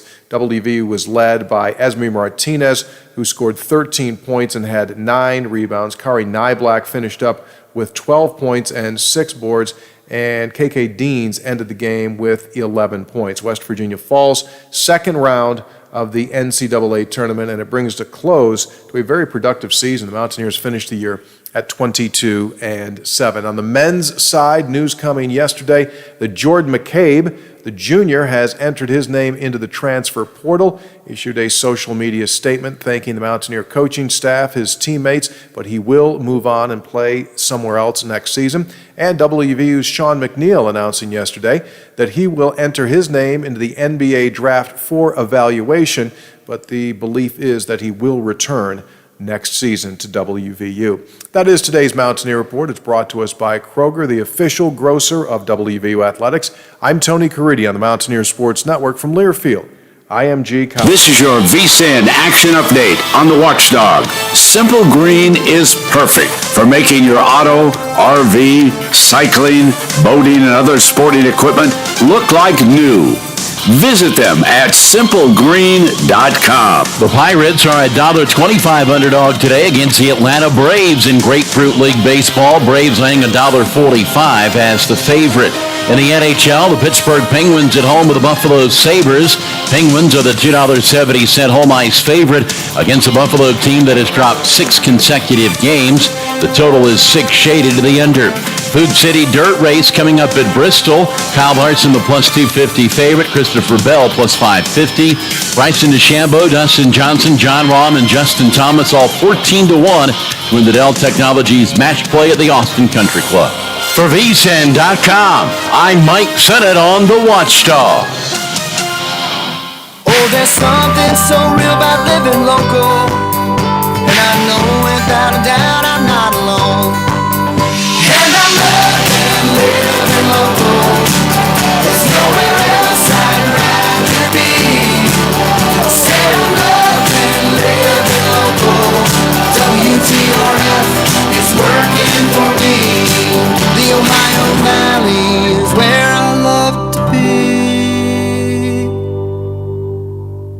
Hello, it's John Kozik, founder and president of TurboTrack Realty, and I buy houses as is, fast for cash. Call me today for an all-cash offer on any of your properties, and we can close within days at 614-362-2000, 362-2000. Do you own a property that's outdated and needs thousands of dollars in repairs? Great, I'll buy it. I'm a private real estate investor who can solve your real estate problems fast for cash. Do you want to sell and just be done with it? Okay, great. I buy vacant properties, boarded up houses, pre-foreclosures, and inherited properties. I also buy apartment buildings, rental portfolios, divorce homes. I even buy my tenant won't pay me the rent houses. I look forward to solving your real estate problems today. Give me a call for an all-cash offer at 614-362-2000, 614-362-2000. Wheeling Coin and Hobby on 10th Street in Wheeling, next to the Bridge Tavern in downtown Wheeling,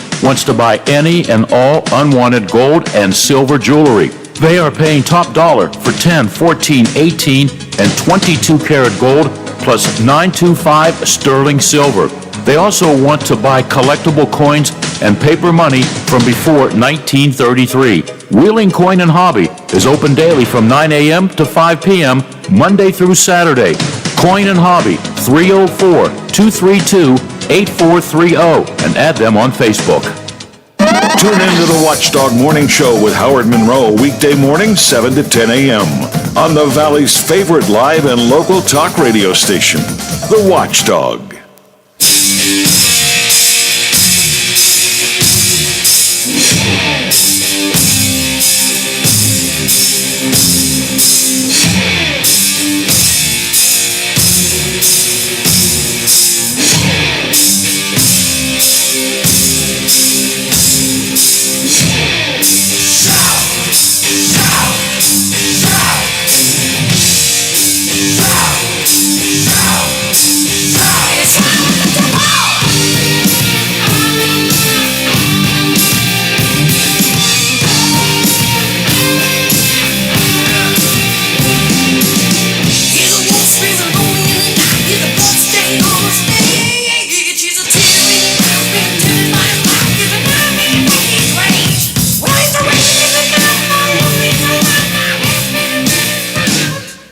Welcome back to the Watchdog. I'm Big Rick. That's Lola. It's Motley Crue playing.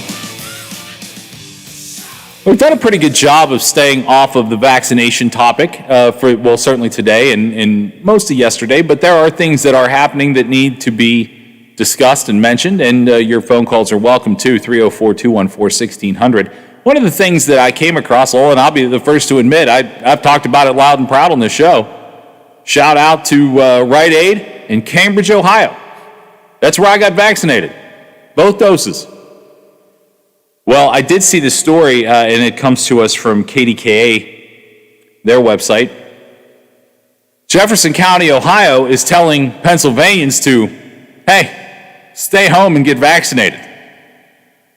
Ohio has changed the requirements and has lowered the requirements, I think, to 40, and then it's 16. If you're 16 and over, you can fill appointments just to get as many people done as you can. Ohio did me a favor by not really caring where I was from. I have a feeling Ohio is about to tighten up on those restrictions, or those, I guess, lack of restrictions for people coming into Ohio to get vaccinated. And again, I know probably 5 people who have taken that route, including myself and 2 of my best friends that I aided in doing so. And so I mean, I did philosophically think about it. If you just want to know the honest truth, I was like, well, I don't want to take it out of somebody else's arm from Ohio. But I also knew that I wanted it in my arm, and that was my opportunity, so I took it. And I'm not embarrassed by it. Ohio gave me the opportunity, and I appreciate it. I would have. Yeah. And I was on, searching all those sites too, so. Yeah, I absolutely took that. But now, with the difference, and I mean, in all fairness, because of previous health problems, I probably would have been in phase 1 in any state because of the health problems that I had, especially with being a cancer survivor. So it's not like I went and took it out of the arm of a 40-year-old who deserved it in Ohio. I was anywhere I would have lived, been in that top tier. But it is going to tighten up. I noticed some of my West Virginia friends are starting to post, and some of my Ohio friends too, post about the date that they get their vaccination. People are, even if they are weeks in the future, the spots are filling up and the vaccinations are becoming more rampant. So that is great, because as you've heard today in the Metro News update, maybe you saw it somewhere along the lines or heard it, the COVID numbers are going back up. It's not over. I hate that it's not over. Trust me. I hate that it's not over, but it's not. And I see a lot of people starting to act as though that it is. And I'm not saying that I don't know the reason. I'm not a scientist, but I know the difference between 200 and 300. It's 100. 100 more than usual, or has been in the past couple of weeks. That's a problem. That's a problem. I saw a story, just to be, completely candid about it. I saw a story about a family in the South Hills in Pennsylvania. They got vaccinated. The nursing home resident that they wanted to see got vaccinated, and I go through this all the time. I actually had to go see my mom yesterday morning. And the protocol to get into the nursing home is not terrible, but they check your temperature and do all that. Like, I don't have a problem with that. And I was able to go in and visit my mom, although it was for a sad reason. I was able to go in and do it with generally no problem. But this nursing home story I saw yesterday in the South Hills in Pennsylvania, the resident is completely vaccinated. Family goes in to visit for the first time in a year. And then the woman, who is fully vaccinated, tests positive for COVID. And so now the whole family is being tested for COVID. The weird thing is, it all happened on the same day. So there's a pretty good chance that it wasn't the family members that brought the COVID in. Now, again, the idea of the vaccine isn't to make sure that you don't ever get COVID. It's to make sure that you don't die from it or end up in the hospital. Could you still get COVID and have some symptoms? Yeah, you can. But the point is to make sure that you don't die from it. And that was kind of the point I was trying to make here is, people are like, well, the vaccines don't work. No, actually, that woman got COVID, but she's not going to die from that. Right. That's the point. That's the point. And so, yeah, you're going to see some of those things pop up. As more people get vaccinated and go out into the world, and yeah, there are guidelines. And again, I'm not a stickler for anything. In fact, I honestly, until I started doing the show, I didn't realize how much that I don't hate authority like I used to. I mean, I hate to admit, you weren't drinking, were you? Oh, I'm sorry, Lola. That's all right. But I do. I have spent my whole life, in a lot of cases, rallying against authority. I don't like to be told what to do. I like to think I make reasonably good decisions as an adult and go, you know what, I'm going to do more good than harm. I don't set out to try to disrupt anybody or anything. In fact, that's the way I am in every aspect of my life, whether it's my political beliefs, social beliefs, and whatever. I'd prefer to be left alone, quite frankly. But I definitely think that as people go out there more, and they go do things and they're not following whatever the CDC says. Look, I get it. It's been a year. We were going to shut down for 6 weeks and what was it? Crush the curve or whatever. Flatten the curve. Yeah, well, I mean, let's face it. We got taken for a ride on that one. Although I don't think we did it well either, to be perfectly honest. So it's like, well, maybe they would have been right, but we didn't listen anyhow. So how would we ever know? But yeah, I think I think this wave is coming. When we come back, we're going to take a quick break. And when we come back, we're going to talk about a group of people that's really struggling with whether they're going to get the vaccine or not, and what's being done to try to move that along, because it is going to be important for everybody eventually to have some sort of protection from it, or we're not going to go back to our real lives. Whether you like it or not, we won't be until the majority of people are vaccinated. We'll talk about it when we come back on The Watchdog. Listen to the Bill DeFabio Variety Show with Bill DeFabio and Lola Miller. Weekdays noon to 2 on the Valley's only network dedicated to live and local talk radio. The Watchdog. For all of your IT needs, visit OmniPerforms.com. Omni Strategic Technologies, the only IT company that the Watchdog trusts. Does this current crisis leave you wondering how to pay your bills? Well, a lot of people are struggling right now. I'm attorney Tom McIntyre.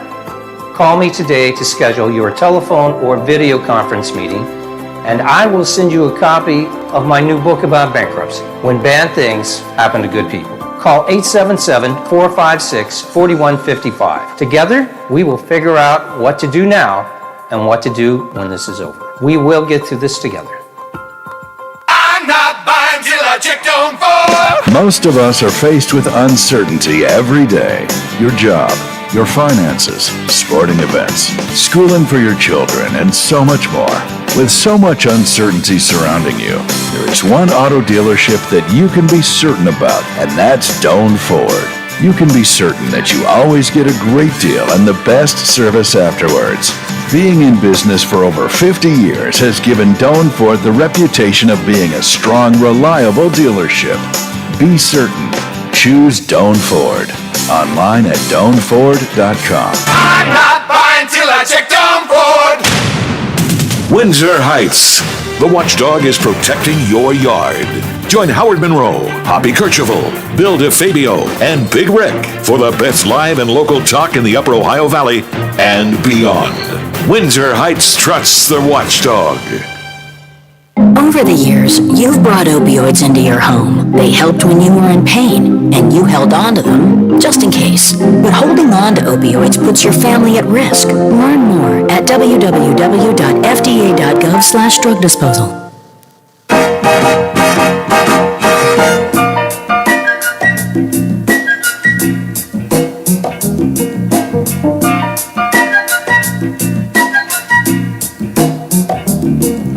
Okay, so you're heartbroken. You sit around hoping, crying. You say you even thinking about time? Well, before you do anything rash, dig this. Everybody plays the fool sometimes. There's no exception to the rule. Listen, baby, it may be factual, may be cruel. Welcome back. It's 3:53 here on The Watchdog. I'm Big Rick. Lola's here, and we're discussing the vaccines the next couple minutes before we hit the top of the hour break. And I get it. We're drained. We're all drained. I mean, you have to hear it, but just think about it. We have to talk about it. And trying to keep up with all the information isn't easy. It gets thrown out so much. There's just so much of it. And then you have to decipher what is fact and what is fiction. And that is the byproduct of living in this age. I mean, an idiot like me can write a story and post it out there on a semi-professional looking website, and it'll get shared, even if everything in it is completely wrong. So please, when you go to share stuff, or whatever it is, about vaccines, anything, make sure the article and the source has at least some sort of credibility to it. I toyed back and forth with bringing this up, but I think it's probably important, and I get it, I'm not maybe the best representative of it, but it is a story that has been popping up a lot lately. Please get the vaccine. Black and Latino leaders encourage congregations, especially, this is coming from a lot of churches. Within the black community, there seems to be, and actually, was it Louis Farrakhan? I think he came out and, was that who it was that said, don't get the, yeah, I mean, he's been outspoken about not getting the vaccine, and a lot of this is coming from the idea, was it the Tuskegee syphilis study? Is that where? Tuskegee Airmen, yeah. Yeah, that's what again, mistrust. We're talking about mistrust at the end of the day. I can totally understand that mistrust, and I wasn't a part of that. I read, from what I have read, and that's the best I can do is just be educated on the matter, is I can read about it. And understanding that mistrust, where that comes from the black community, I get. I would like to believe, and again, maybe I'm naive, but I'd like to believe that this is in the best interest of everyone. And that's why you see so many leaders appealing to their congregations. So many churches the entire sermon is about this. I hate that we live in a society that everything like this is so, A, politicized, and B, there's precedent to why some of these people are scared. Some of these people don't trust it. But the stories that I'm reading, I saw a good one on NPR about this subject and about the Tuskegee Airmen and the syphilis study that they did. They blatantly call that out in this NPR, not NPR does, but the person that they interview from a black church in Atlanta is like, hey, you can't point to this and say, well, this is why we're not going to do it. Hey, that really stinks that is something that there is so little trust. But I get the reason why. I get the reason why. But if you're not going to listen to doctors, and you're not going to listen to your spiritual leaders, what's left? Unfortunately, the only thing I came up with is the internet.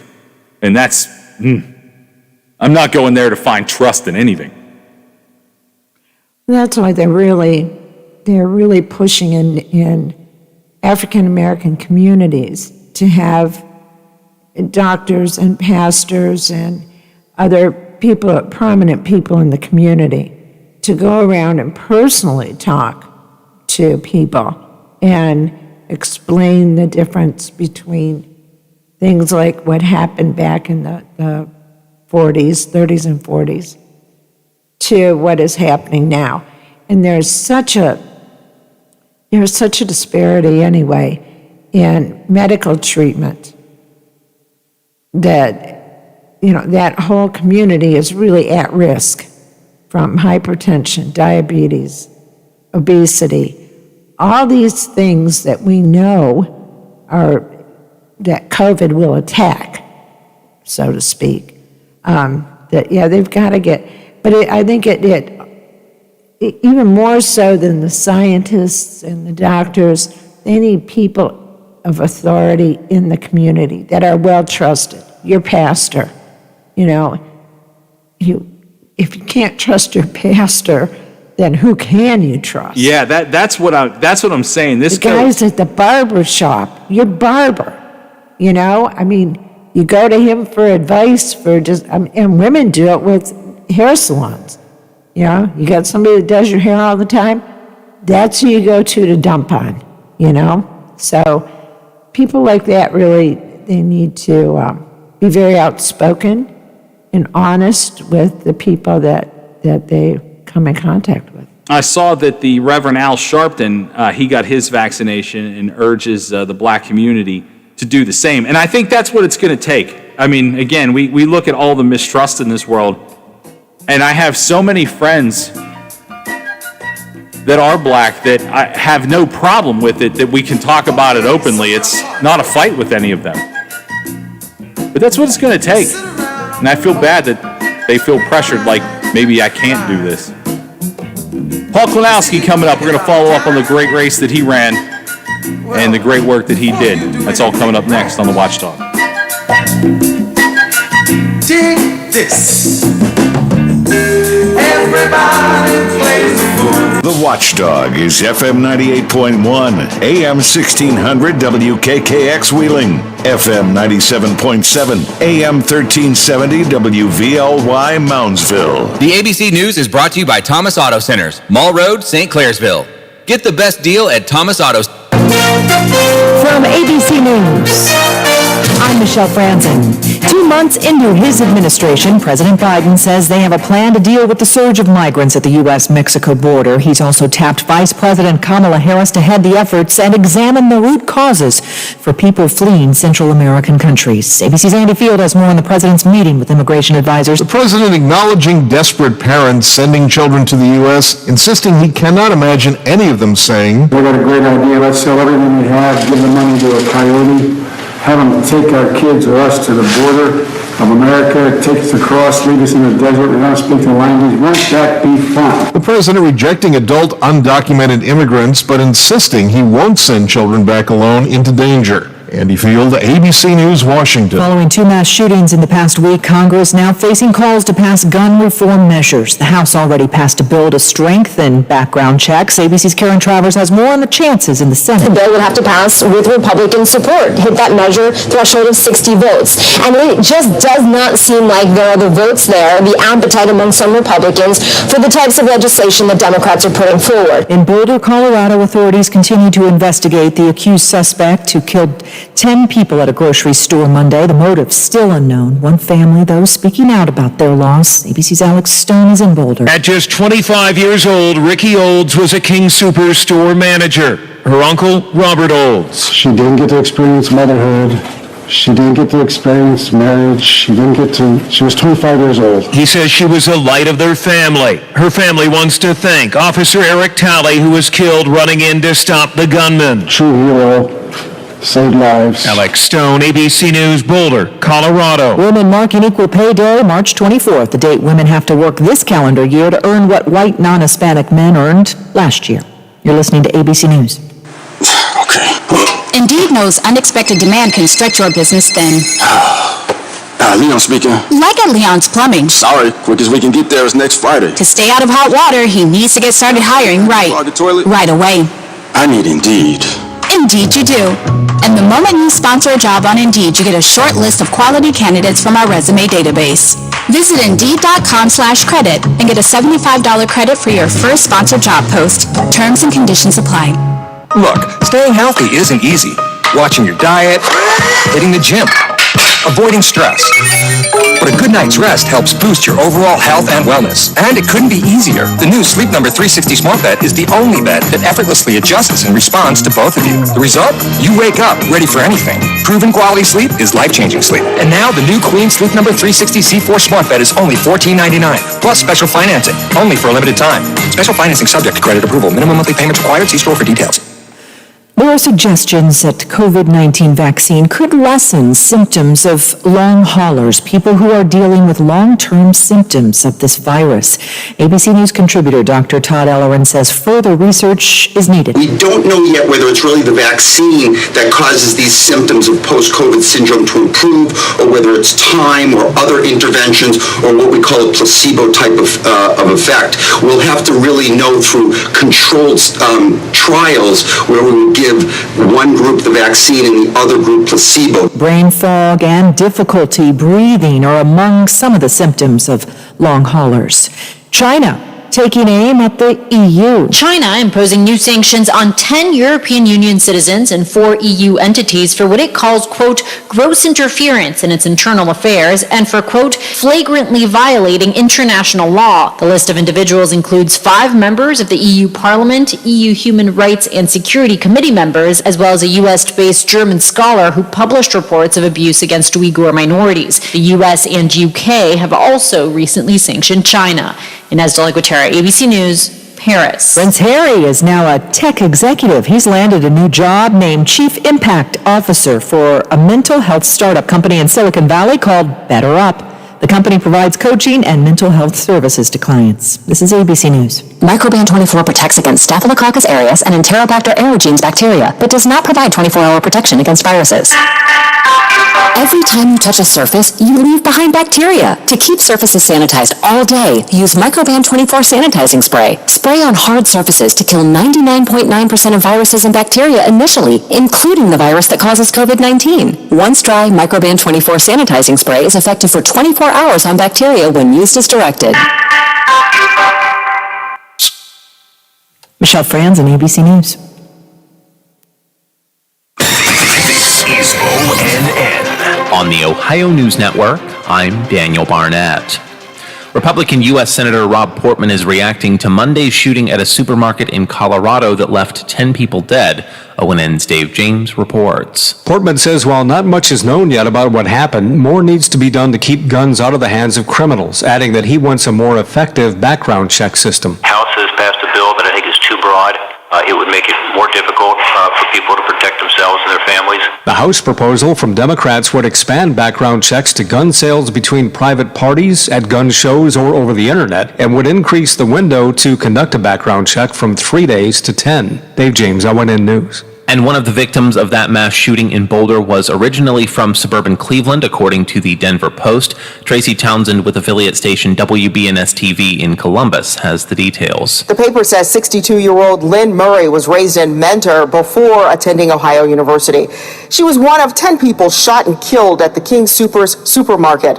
Murray was a retired photo editor whose resume included publications like Glamour, Marie Claire, and Cosmopolitan. In an interview with the Post, her daughter Olivia McKenzie called her the biggest light in everybody's life. Tracy Townsend, ONN News. For a look at state news anytime, visit ONNradio.com. I'm Daniel Barnett on the Ohio News Network. Hello, it's John Kozik, founder and president of TurboTrack Realty, and I buy houses as is, fast for cash. Call me today for an all-cash offer on any of your properties, and we can close within days at 614-362-2000, 362-2000. Do you own a property that's outdated and needs thousands of dollars in repairs? Great, I'll buy it. I'm a private real estate investor who can solve your real estate problems fast for cash. Do you want to sell and just be done with it? Okay, great. I buy vacant properties, boarded up houses, pre-foreclosures, and inherited properties. I also buy apartment buildings, rental portfolios, divorce homes. I even buy my tenant won't pay me the rent houses. I look forward to solving your real estate problems today. Give me a call for an all-cash offer at 614-362-2000, 614-362-2000. Thank you for riding with the Watchdog. Live and local. Just the way you like it. The possibility of lung cancer can be pretty scary, especially if you're one of approximately 8 million current or former smokers at high risk. That's why SaveByTheScan.org wants you to know that now there's a breakthrough low-dose CT scan that can detect lung cancer early, and it only takes 60 seconds. You stop smoking, now start screening. For an easy quiz to see if you're eligible, visit SaveByTheScan.org. It could save your life. SaveByTheScan.org is brought to you by the American Lung Association's Lung Force Initiative and the Ad Council. Plumbers and Steam Fitters Local 83 want to thank the owners and contractors of the Ohio Valley for using their locally trained workers to help build for the future. Local 83 helps design, fabricate, and build the gas infrastructure for the oil and gas industry here in the Ohio Valley. Plumbers and Steam Fitters Local 83 is 300 members strong and growing. They also do residential, commercial, and industrial work on both sides of the river. For more information, call Plumbers and Steam Fitters Local 83 at 304-233-4445. Hello, everyone. From the Watchdog, I'm the Storm Tracker, Darnell Foster, with a look at your local weather forecast for your Wednesday. After a few early morning showers, just mostly cloudy through the afternoon, a high near 75. Your overnight low of 50 degrees under partly cloudy skies. Clouds, limited sunshine in store for your Thursday with temperatures in the low 70s. Have yourself a great day, everyone. From the Watchdog, I'm Darnell Foster. The views and opinions expressed on the following program are not necessarily those of this station or its sponsors. He's not your father's talk show host, but your dad can listen too. Real Talk is right here, right here. Real Big Talk with Big Rick is on the Watchdog.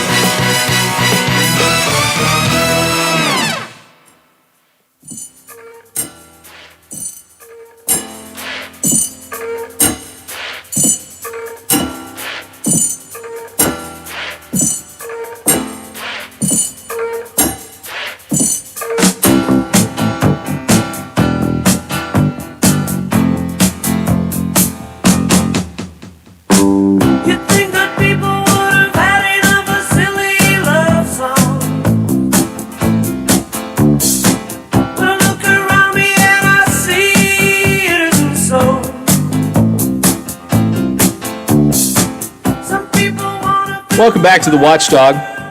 This is Real Big Talk and Big Rick. That's Lola. And our guy, Paul Klinowski, is here. And Paul, I think that listen to the show on a regular basis, or, read the newspaper, listen to Pocket, whatever. I think everybody Wheeling at this point, and I hope they do, and if you don't know, make sure you share the information about what Paul has done, because I have a feeling Paul's not done doing things.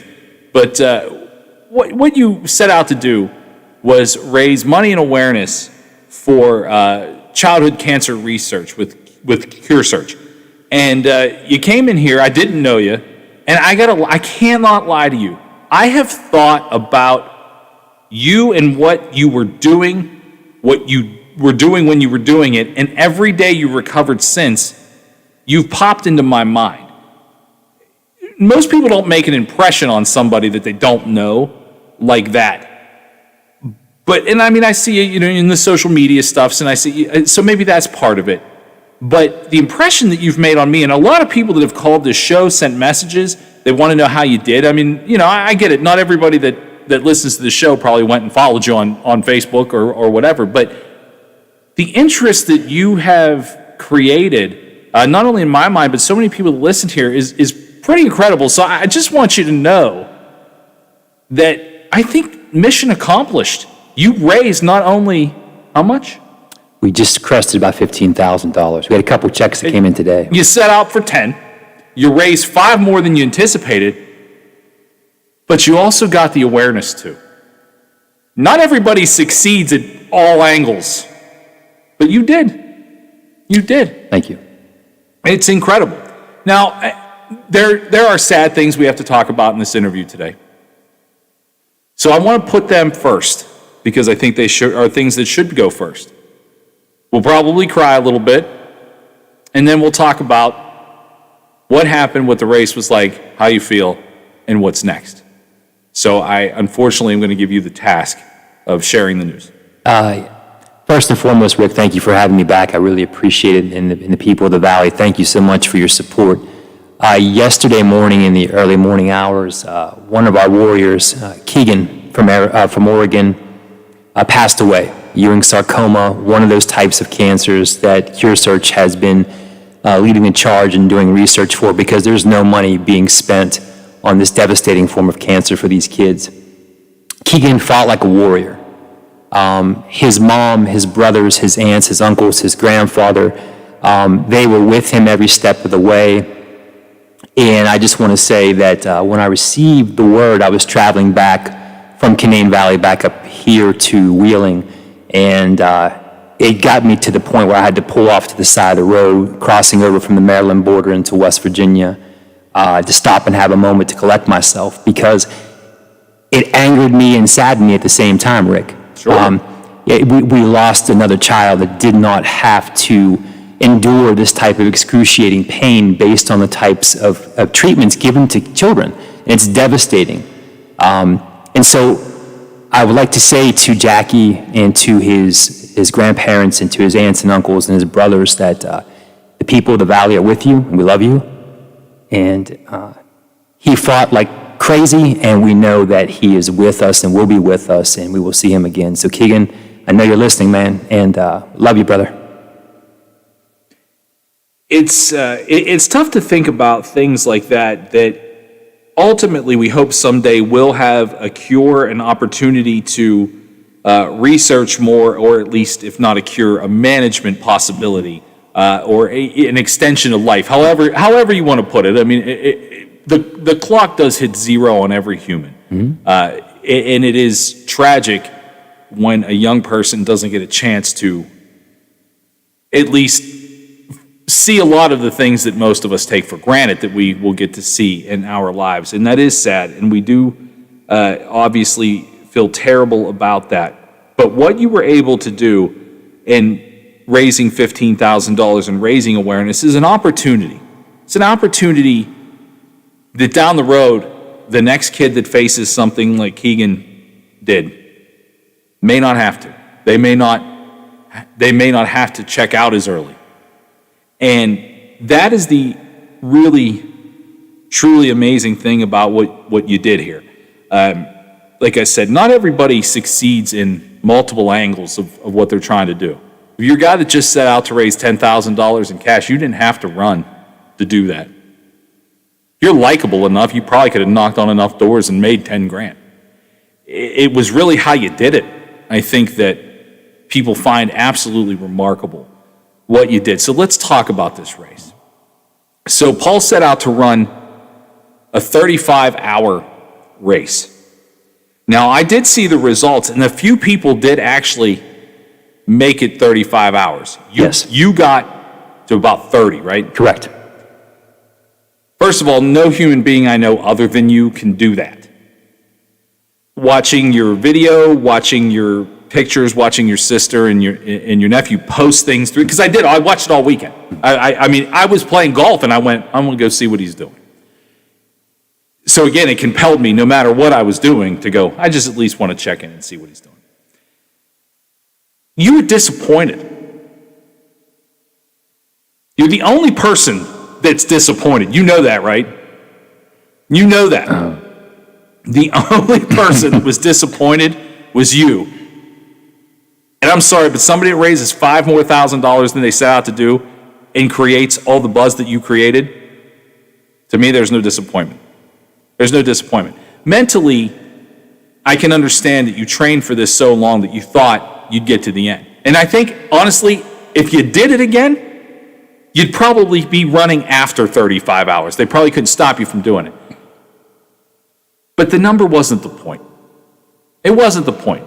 Maybe for you, because you're very cerebral, it was the point. But at the end of the day, it really wasn't, was it? No. And it's been a point I've had to digest myself mentally coming back down off of this. And the point was the awareness. And I think the reason, Rick, that I was so disappointed in myself, I didn't go the full 35 hours. I still had the rest of those children to honor. And my sister and I said, we will do that, tomorrow. But I ended up going over 45 laps, which is well over 90 miles. And I got to the point way in the wee hours of the morning where my left calf muscle would not unclench. And then essentially what happened, my hamstring by default, and then my hip.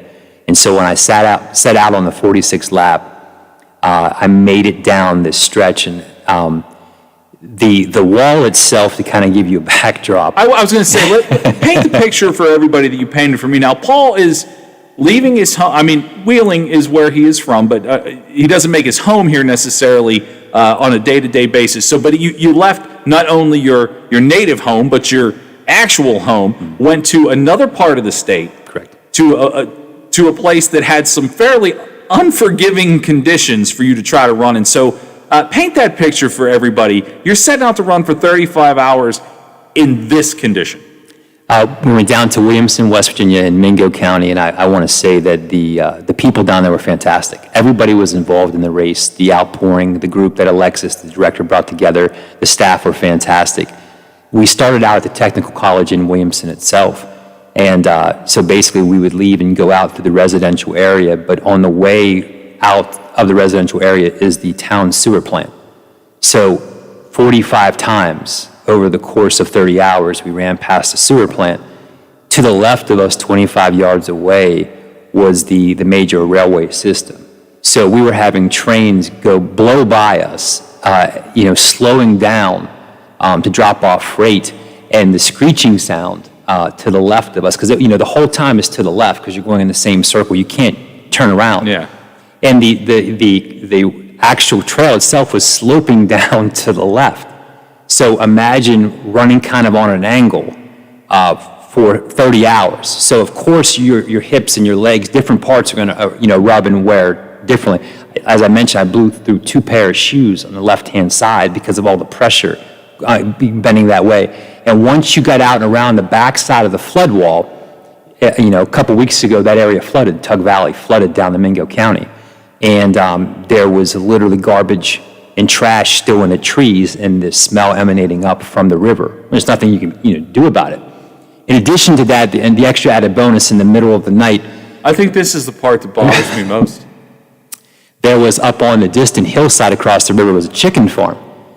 And in addition to that, there were coyotes that were hunting the chickens. So you heard these god-awful screams in the middle of the night. So you have the sewer plant, the trains every 15 minutes, and then as you're rounding the backside, like I mentioned, like Silence of the Lambs, the constant screaming. It sounds awful. So you had don't even want to drive past that. You had the physical and you had the mental, and it's everything I wanted, to be honest with you, Rick. That's what I wanted. I wanted, as I mentioned, the pain cave to go there. I got there. And I also promised my sister and nephew that if I could not continue, I did not want to mess up my body and have them have to take me to the hospital. You know what I mean? And we were able to honor the rest of those kids the next day when I woke up. That's the first thing I wanted to do. Sure. Before I ate or had anything, I wanted to do that. And we were able to. And then some of the adults that are near and dear to my heart that are also battling cancer. We're all in this together. But so yeah, it was very challenging to say the least, but I pushed it as far as I physically could. We're going to come back. We're going to take a quick break. We'll come back. We're going to talk about the post, how you felt post this, because that's really something, and maybe it's a morbid curiosity, but I'm interested to know what happened when you actually finally were able to sit down. And then we're going to talk about what you're going to do next, because you are too driven of a human being to say, you know what, it was a good run, and now I'm done doing that. I know that's not you, that's not your nature, and I know the wheels are already turning for what's next. For the ultra marathon runner, Paul Klinowski, we're interested to find out what you've got up your sleeve. We'll take this quick break, and we'll be back with that information next on The Watchdog. Wake up to the Ohio Valley's favorite morning show, The Watchdog Morning Show with Howard Monroe. Weekday morning, 7 to 10 a.m. Only on The Watchdog. Over the years, you've brought opioids into your home. They helped when you were in pain, and you held on to them just in case. But holding on to opioids puts your family at risk. Learn more at www.fda.gov/drug disposal. For all of your IT needs, visit OmniPerforms.com. Omni Strategic Technologies, the only IT company that the Watchdog trusts. New Belgium Fat Tire Amber Ale is now available in West Virginia and distributed locally by wine and beverage merchants. With its toasty and biscuit-like malt flavors blended perfectly with hoppy freshness, it's bound to become one of your new favorite craft beers. Fat Tire Amber Ale is now available at local retailers. Please don't drink and drive, and drink responsibly. From your friends at Wine and Beverage Merchants. WKKX and WVLY. Voted coolest couple in their high school yearbook.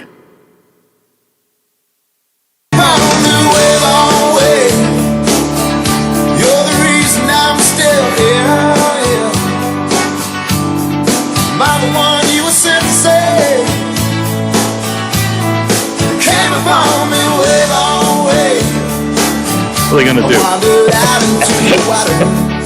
Welcome back. This is The Watchdog. I love this song, Lola. Great job. Pat Green, Wave on Wave. I'm not a country guy, but at least I don't think I am. But then I find country songs that I absolutely love. Pat Green's Wave on Wave is one of them. In studio with Paul Klinowski. He's our buddy that does all the running. In fact, when you can't run, Paul runs for you. I think that's probably should be a bumper sticker that you should have made, Paul. So we're talking about this. You ran for 30 hours. You ran for nearly 90 miles. When this comes to an end, even though it came to an end a few hours before you wanted it to and a few miles shorter than you wanted it to, when it comes to an end, obviously you have pain shooting through your body in every direction. Take me through the first minute when you are done and they tell you that you are done and you know that you can no longer continue. I said to my nephew, well, first of all, a gentleman from another camp saw me walking back to the car, and he alerted my nephew because my nephew was not facing that direction. And my nephew came out to reach me and to bring me back, and literally my left leg was totally rigid. I could not unlock it. And got back to the car. I said to him, I said, hey, listen, load me in the back of the SUV. We already have blankets and stuff laid down. I says, crank the heat for me. I said, give me 45 minutes. Unbeknownst to me, he called my sister, who was sleeping back at the house, and she rushed on over, and they were talking, and then I woke back up, and I could not physically roll over from my left side to the right side. My body had become rigid. And that at that point in time was the reality check for me. And that's when I really kind of got emotional because I wanted to finish. And physically, I could not get out of the car. And I realized that could be the reality if I sat down. Because you don't stop. Once you hit that threshold of 75, you can stop and get something to drink, but people help you change your shoes. Because if you sit down is when you quit. No, yeah, you're not getting back. No, you're done. You cash in your chips. And so at that point in time, my sister said, you can't. And my nephew said to me, a powerful moment, 22-year-old young man in college, he said, you gave it your best. And he said, and you were able to get the word out. It's exactly what you said, Rick. Coming from a 22-year-old, that was pretty profound for me. Sure. And I had to take a second. I had to digest the fact that I couldn't get to 35. And that's when I said to my sister, I said, you promised me when I wake up in the morning, the first thing we're going to do is make these videos and get them out there as soon as possible. Because I made a commitment, and I don't break my word. So we were able to do that. And when we got back to the house, we were blessed because we only had 2 steps to get inside the house. And the gentleman who owns the house, the back side of the house, had a bathroom right there with a walk-in shower, which was a blessing. There's no way at that point in time. You could have stepped over a tub. No, you couldn't do it. And so it was perfect for me. The problem I had immediately, I mentioned the left side of my body because I was compensating with the right. The outside of my right foot was swollen. And then we assumed stress fractures. When I was able to get to the hospital, they did an assessment, and they said it was a severe sprain. But the radiologist came in and he said, looks like you have a history of significant damage, calcium deposits on the ridge of your foot. And he said he didn't know what I'd just done. He said, are you a runner? And then the x-ray tech just started laughing. Look at this guy. He's a disaster. Of course he's been running for 90 miles. So, but to be honest with you, it begins to subside. I've been going through physical therapy, getting back on track. With the weather changing, I wanted to get out there. My physical therapist called me and says, don't you dare. Let your body heal. So yeah, I mean, to the point, I think the hardest part for me was the emotional. I knew the body's going to heal. It's meant to heal. And as I mentioned to you before, I expected the pain. I embraced the pain. And I know it sounds sadistic, but I wanted, and you could see my demise in the pictures, right? I watched it. From the first photo, when you look at lap 42, I mean, I was out of it.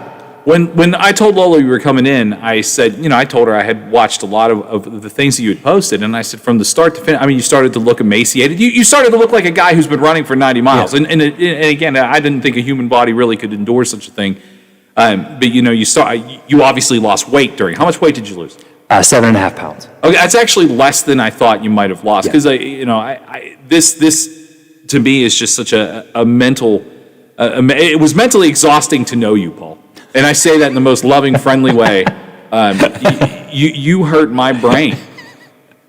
what you do. And Paul Klinowski is here. We're talking about his life post-race and post-effort of what he put into really just a phenomenal effort. I mean, it's not even an effort, but you did it. Just because you didn't last 5 more hours than you were supposed to doesn't mean you didn't do it. You did everything you set out to do. And to me, that is fascinating. I want to ask this question, and I hate to say because it's probably morbid curiosity. And unfortunately, that's what people want to know about. So as soon as you lay down in the back of that SUV, where was were you positive you were going to live through this? Because you are on an emotional wave. You felt like you felt disappointed in yourself. You had heard chickens getting torn apart by coyotes. You had screeching trains in your ears. And every mile you ran past a sewer plant. I'm sorry, but that's nightmare fuel. Did you lay down and think, I don't know what's about to happen to my body, but were you scared? Because I was scared for you. I think the one point in time when I finally was able to lay down flat, my body began to shake a little bit and the chills set in, and you begin to race in your mind. Did I have enough fluid? You know what I mean? The things that an ultra runner is supposed to do. Did I check those boxes? And realizing that this is going to be the outcome, is the inevitable pain, but did I do the things I needed to do? And I realized I did, and I think for me the hardest part, Rick, was the emotional. That's where I turned inward, and that's where I got down, and that can have an impact on the physical, obviously. The mental has a major impact on the physical. And I had to try to disassociate both of those and separate, and to deal with the physical pain, but also the emotional at the same time. I did not think I was going to perish, but there are those moments that you wish you do, because you're in so much pain. And that is essentially where I was going with this. I mean, I didn't want to say that out loud, but that's essentially where I was going, where you're just like, it would be a lot easier for me to cash out right here than it's going to be to recover. Right. And I think, as I mentioned, the disappointment for me is that I was very hard on myself, but it doesn't mean I'm going to quit. And I said to my sister and nephew, you're going to have to walk me off the course. And they did. My nephew did. Paul Klinowski, I got to ask you this question. This phenomenal thing that you have done here it's something that, like I said, has impacted me profoundly. What is it that you can do next? Because I think, just as someone who has got a small friendship going with you, I don't ever want you to do this again. I don't, because I did. I feared for you. However, I know that you'll do something again. And before we get to that, you had once told me that you have run at least a mile every day for how long? This is the start of my 10th year. In fact, when I hit June 1st, it'll be the completion of my 10th year. At least a mile. What have you been able to do since the end of this race? The next day, the actual next day, we got back to the house, and my sister was dreading this. And she saw me attempt to bend over to put shoes on, and it was a mess. My nephew, he had to help me, like I was in my late 90s. I got to tell you, I wouldn't even assumed you would have been able to bend over. I did not tie my shoes, but I was able to log with my Garmin watch an entire mile, and I hobbled it, which would normally take me running a mile. It would. So you're still on the streak. I'm still on the streak. Oh yeah. And the best part about it is my neighbor, who's the ER doctor in Canaan Heights, called to congratulate me. And he said, "Did you keep it going?" And I said, "You bet." I don't even know why I asked the question. I should have just assumed that you did. And he's the one that won the Iditarod race on foot. So yeah, show off. Show off. I want to know, Paul, what's next? Because you're not done raising money and you're not done raising awareness. That's not who you are. What's next? First and foremost is continue with the awareness. With Cure Search backing me on this endeavor, the one thing I want to make sure that I do is that we're getting more political awareness. And so, a run of this caliber was a great starting point. And first and foremost, I want to thank every single person from the Valley and beyond. Those moments coming back into the camp with my sister and my nephew, they were reading me messages, showing me pictures, messages from the kids, and then from the people out running and walking that day. As I'm getting gear and eating food and drinking something, they're showing me these pictures, people thumbs up and people running and this, that, and the messages from the kids, man, that was a fire for me. And my sister told me I came out way too fast the first couple hours because I was pumped up, you know what I mean? I had this adrenaline going. No human being has adrenaline for 25 miles other than you, just so you know that. I mean, if I get excited about something like I'm going to go play hockey, first shift, can't stop me. Second shift, I'm like, okay, this is my pace. You went for 25 miles at a rapid pace. A rapid pace, yes. I was told to scale back a little bit. But I think the next thing that I want to accomplish is getting the awareness down to DC. And so I've been talking and basically co-conspiring with other individuals. I've already mentioned this to my sister and my nephew. They're on board. In addition to that, I'll be talking to CureSearch here. But I spoke to my parents' neighbor today, John Hott. And anybody knows John from the Valley. John has an excellent reputation as a fighter, a sanctioned fighter, a professional fighter, won the Tough Man numerous times. He has a gym here in town. And John does a lot for kids in the Valley. He's run some crazy races backwards. He's done some amazing things. So I happened to see him today outside. I had my puppy outside in the backyard of my parents' house, and he came over to congratulate me. He was supporting me the whole race, sending me messages, this, that, and the other. And he said, "What's next?" I'm like, "It's funny you mentioned that, John." I said, "Have you ever wanted to run from Pittsburgh to D.C.?" Said no one ever except Paul Klanowski. And so John's standing there with his colored mohawk, and he's looking at me. He's like, "Well, what do you have in mind?" I said, "It's 247 miles connecting this bike path, rails to trail, from Pittsburgh down to D.C., 247 miles. Why don't we do a marathon a day, stop and honor those 26 kids, sleep, get up, or another marathon until we hammer it out, but end up in D.C. where we basically rendezvous with parents that are able to attend for the children or the children. And at that point in time, wherever those kids are coming from with their parents, seek an audience the next 2 days with those delegates, with those senators. And my number one goal, aside from raising money for CureSearch, is political awareness. All we need is one senator to stand up. And that may be against big pharmaceutical and the lobbyists out there in D.C. I really don't care, Rick, to be honest with you. Nor should you call everybody out. Go ahead. Because you know what, right now, you have Jameson, you have Hines, you have Cece at Wheeling Hospital, you have my buddy Nathan up here, up the river, who's having a major surgery on April 6th. Nathan, you got this, brother. Those kids need assistance because moms and dads are with these kids day and night. Financially speaking, aside from the physical and the emotional toll, Congress keeps on thinking, let's absolve student debt. Oh, that's fine and dandy. I paid my $62,000 back, okay? Instead of sending money overseas that's going for random projects that have no benefit to the people of the United States, we the people, why don't you absolve the debt for these kids and their parents? So they have an opportunity. And there's money there. Let's face it. We're printing money every single day in this country. But right now, President Biden has a platform. His son passed away from cancer. And you know there are senators and congressmen and women who've been impacted by this horrible disease. One person, get a bill together. Send it out there. No pork, straight ahead. Count the vote. See what's going to happen. This can be dealt with. Katie out in Emma out right in Nevada right now going through treatment. I talked to their mom, Lynn. There's a hashtag, more than 4. We talked about 4%. 4% of the revenue for cancer. And listen, I'm not disparaging adult cancer. I mean, you're a survivor. I want everybody to benefit from this, but especially our kids. These kids are being robbed. Keegan was robbed of his childhood. There is a family right now suffering, but the impact that young man has had is the ripple effect. And so as you can tell, I'm getting upset right now. This is the Valley coming out of me because I want one congressman, and I hope they're listening right now. I hope this gets out to them. Senator Manchin, Senator Capito, please, I'd love to have an audience, but I'm going to be in D.C. There's another gentleman, his name's Tattoo Tom. He's run 250 miles. I met him today on the internet.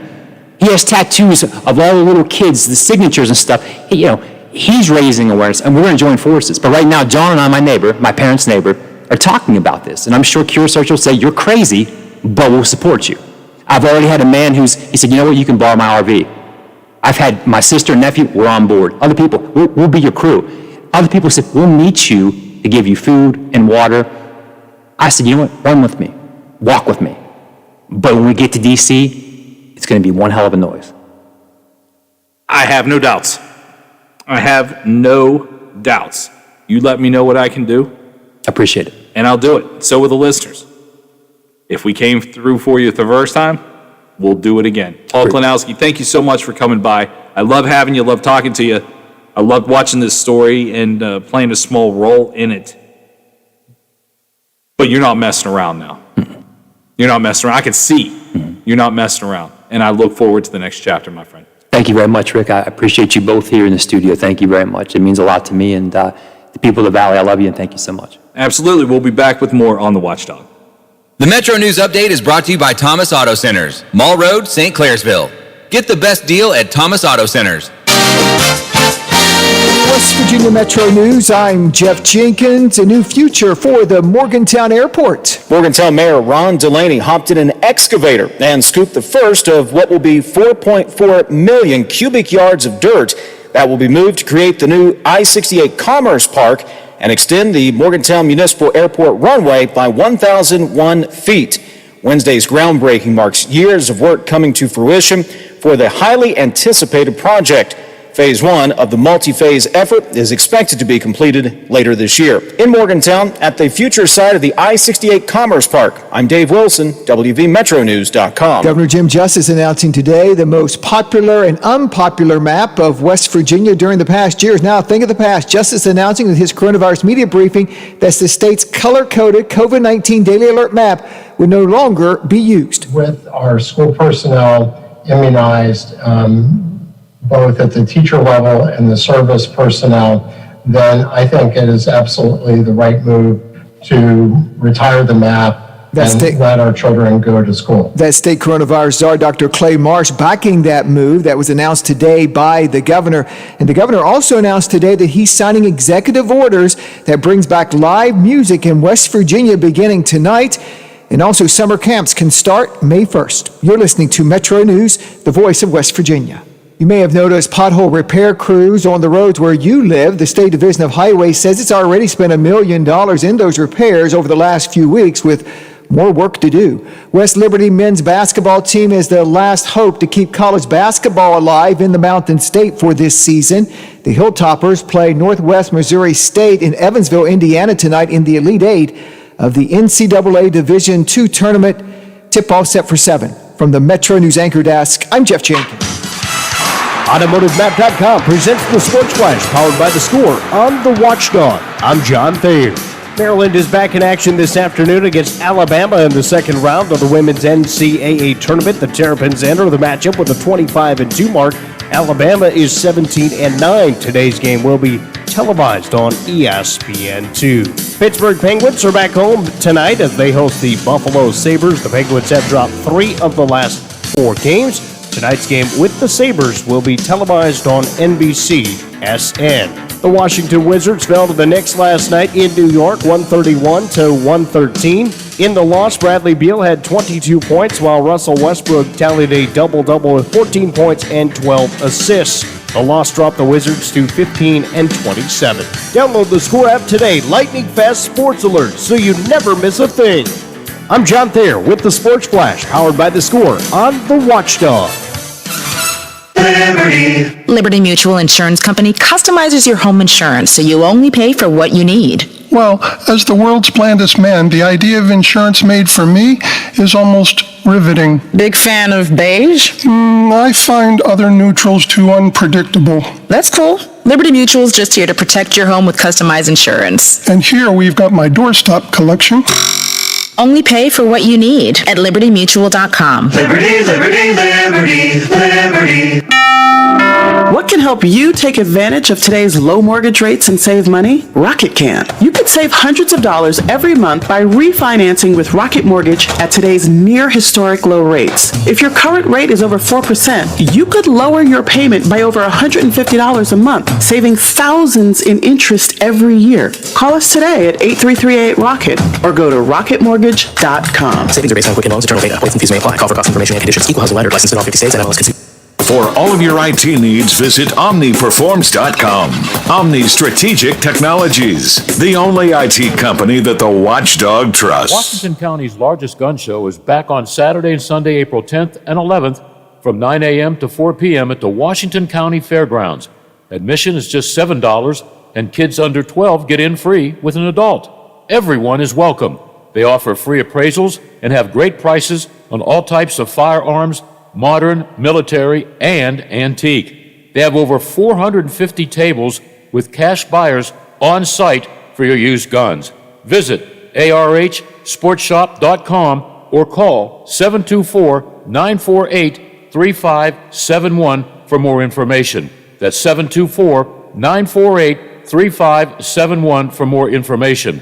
That's Washington County Gun Show, presented by ARH Sports Shop, April 10th and 11th. Plumbers and Steam Fitters Local 83 want to thank the owners and contractors of the Ohio Valley for using their locally trained workers to help build for the future. Local 83 helps design, fabricate, and build the gas infrastructure for the oil and gas industry here in the Ohio Valley. Plumbers and Steam Fitters Local 83 is 300 members strong and growing. They also do residential, commercial, and industrial work on both sides of the river. For more information, call Plumbers and Steam Fitters Local 83 at 304-233-4444. Imagine yourself in a Toyota, like a new 21 Highlander or the all-new 21 Sienna, both with $1,500 cash back. Or check out a new 21 RAV4 and take up to $1,250 cash back. Or a new 21 Camry with up to $1,750 cash back. Visit buyatoyota.com for more deals, local inventory, and to find a dealer near you.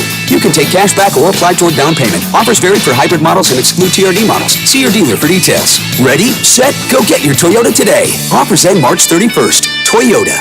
Are you or your loved ones facing a serious legal battle? The law office of Paul Harris wants you to know you aren't alone. Do you need someone that's not afraid to go to trial and fight for your rights? Attorney Paul Harris and his team are willing to go where most firms are not. The courtroom. With a successful track record in civil litigation, criminal defense, including tax issues and healthcare fraud, Harris Law Office will fight for their clients by offering the most aggressive representation in and out of court. Call Paul Harris at Harris Law Office for a free consultation. 304-232-5300. This guy knows so much about sports. They based the Sports Almanac from Back to the Future off of his dream journal. He's Bill DeFabio, weekdays noon to 2 on the Valley's only network dedicated to live and local talk radio, The Watchdog.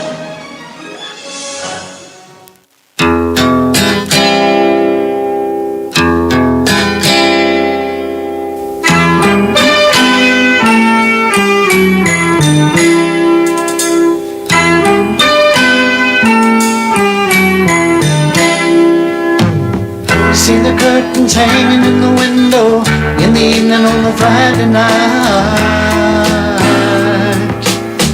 Little light is shining through the window, lets me know everything's alright.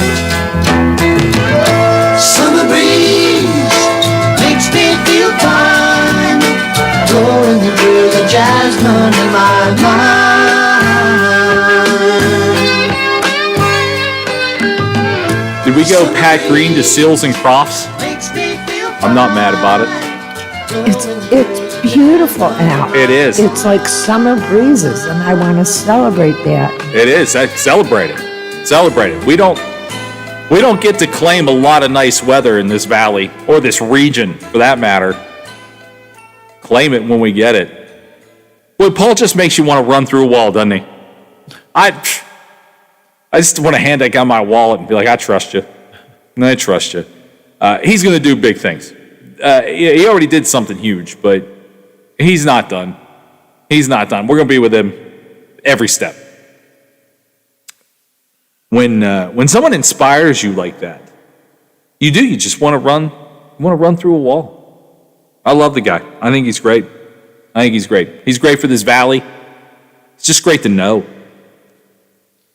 I want to throw a little love and luck to us other people from this valley. The Nailers are playing in my old stomping grounds of the Fort Myers area of Florida. They're playing against the Everblades. And boy, I can tell you, if I still lived in Florida, I would have been so pumped to watch the Nailers in that series. I would have been screaming my face off. Like, everybody in Florida would have just been like, what is wrong with this one person that's here from Wheeling, West Virginia? What's wrong with this guy? I trust me, I'm glad I'm not there, and I'm glad that I'm here and live in this area and spend time at my watching the Nailers at West Banco Arena. But good luck to them. I know they're taking on the Everblades here and for a couple of games. Good luck to Dr. Oz, too. Did you see Dr. Oz hosted Jeopardy? He's one of the fill-in hosts, or I don't know how they're really going to make the determination, but we've seen Katie Couric do it. We've seen Ken Jennings do it. Aaron Rodgers is going to do it. I don't know why, but I feel like Aaron Rodgers is probably going to be the best at it. You can't question how good he is, but Dr. Oz, people hate. The hate thrown at Dr. Oz for hosting Jeopardy. I mean, am I correct? And I really don't recall, but I feel like I might be accurate here. Is Dr. Oz, the reason he's a thing, is it because of Oprah? Wasn't he like Oprah's special doctor? That was... or is that Dr. Phil? Yeah, Dr. Phil. Yeah, I don't know where Dr. Oz came from. He's got his own show. Or he did. Well, no, he does have his own show, but I mean, I think he had to start somewhere, and I thought it was connected to Oprah. It might have been, but Dr. Phil is the one that, with the hamburger thing. Yeah, Dr. Phil also gave us the Cash Me Outside girl, so I can be done with Dr. Phil. But Dr. Oz is just getting tormented for his ability to host Jeopardy. And just think, they edit these things. I mean, someone has to sign off and go, yeah, that's an episode, we'll go with that. I think Aaron Rodgers will be the best. I do too. I really do. It's not so much because of it's of a sports thing, but have you ever really seen Aaron Rodgers do something that doesn't work out? Well, and he's very easy in front of the camera. Yeah. Very easy. And he's likable, and he's personable, and he's good looking, and he has all the ingredients there. And he is a non-controversial person. Yeah, I mean, really, the thing about Aaron Rodgers, you could say the most, is that every time he decides to date someone, they are exquisite. I mean, his love life maybe has been on display a little bit more than a lot of people, but I think Aaron Rodgers is going to slay it. Dr. Oz probably never going to want to go back after this trip into the Jeopardy realm. It's got to be a hard job. I mean, you want to talk. I can't stand Drew Carey on The Price is Right. And I know it's a lot different of a show, so I'm not comparing apples and oranges here, but I'm a Bob Barker kid. I grew up on sick days with Bob Barker. That's what you do. And Drew Carey's probably a fine host of it, but I can't stand it because he's not Bob Barker. I think that's probably how a lot of people are going to feel about anybody that steps up to the Jeopardy plate. I mean, Trebek is like universally loved, and he's Canadian, so you know he was nice. I think what they should do, whether they do this or not, is just hire somebody.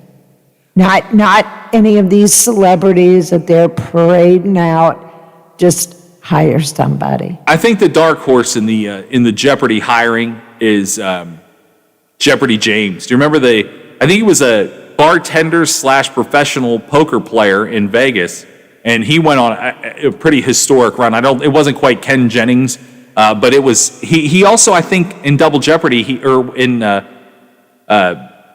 do they call? Was it Double Jeopardy? Where he would double down on everything, and he just kept slamming it home. So he was making monster paydays. I think he's a dark horse for this because he has a weird, quirky personality, and so did Alex Trebek. Yeah. So I think he's kind of the dark horse in it. Ken Jennings is too arrogant. Or perceived as being too arrogant. And too robotic. He's too robotic for me. Yeah. He's a nerd. He's a nerd. You sound like Ogre from Revenge of the Nerds. Nerds. Do you want to take a quick break, or should we just ride it out? Ride it out. All right, let's ride it out as we look at the top of the hour when we get outside. Windows down. Can't wait. Can't wait for that ride home. Paul actually got so excited, it actually hurt my neck. I think I'm going to go to the chiropractor when I go home. He was intense. Well, I got to tell you, I like it. Yesterday, Lola, I told you that Mike Tyson was not going to fight Evander Holyfield, and yesterday I was right, and today I'm wrong. That match is back on for May 29th. Tyson turned down $25 million as of yesterday. Whatever they turned it up to worked. Tyson Holyfield 3 is on for the 29th of May. It will be easily $50 or $60 on pay-per-view, and I am the idiot that will pay to watch it. I am. I know I'm that idiot. This nostalgia sells. And that actually, you know what, I'll just go ahead, and I was going to tell you tomorrow when I have a graphic and everything that I'm going to put up. But I'll tell you now, since I said nostalgia sells. On Friday at 3 o'clock, we're going to have a guest calling into the show. His name is DC the Brain Supreme, which probably doesn't mean anything to most of you. But DC the Brain Supreme and a man named Steve Rowland are tag team. That would be the combination of people that you have seen recently in the most popular commercial on television. Lots of chaka, scoop. Oh. There it is.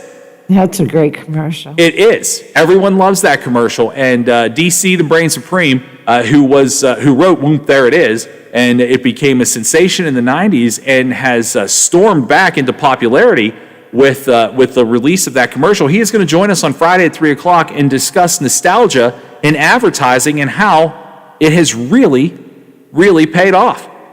And I think this is going to be a fun conversation. I mean, how's the guy who wrote Whoop, There It Is not going to be fun? But I guess in my lifetime, obviously I've spent my life in the radio business, I'm fascinated by advertising. You know, the softer side of Sears was a whole case study that I did in college in one of my classes because it made Sears more than a hardware store. It made it a place that women went and shopped because they created the softer side of Sears. Now, of course, that doesn't exist anymore, but at the time, it saved Sears and gave them another 20 plus years in business. So I've always been fascinated by advertising. I cannot wait to find out how that commercial came to be. Because I think it's going to be, I mean, you're sitting there, you haven't had a monster Whoop, There It Is hit in 27 years, and all of a sudden Geico comes calling and your career sees a resurgence. I think it's going to be a fascinating story. I'd like to ask him where in the world anybody thought that Wayne's World commercial would be good. Ask him. I can't. Thank God for remote controls, fast forwards. Yeah, I mean, there are several that I and that certainly changed the way advertising works too. I mean, when the world got TiVo, I think the first service like that was the TiVo. Yeah, it was TiVo. I mean, it changed advertising too. That's why it's now in your pockets every time you scroll up and down your social media feeds. Oh, those damn algorithms. Yeah, I mean, that's why advertising has changed. I think it's going to be a unique conversation. Looking forward to having DC, the Brain Supreme, on Friday, 3 o'clock on the show. I think that's going to be fun. One more thing that I saw that I can't wait till it comes out. I think Howard also talked about it, and there is apparently an upcoming UFO report that they are going to find very difficult to explain. You and I have jumped around on this a couple of times in the last 2 months. There's something out there. And I can't wait to see this. And again, I never believed in my lifetime. I never thought about aliens as a real thing. It wasn't because I am so obtuse to believe we're so far in advance. I think we're idiots. And I think thinking that there's nothing else out there is crazy. And apparently this is going to be the report that might actually go, whoa. I can't wait. Me either. I can't. I think that the government has picked this weird time in our lifetimes to release this information, but we're all looking in another direction. We're all looky over here while we tell you something real over here. And I think that might be what we've seen a lot of things about aliens recently. Again, I don't want this to sound like tinfoil hat time.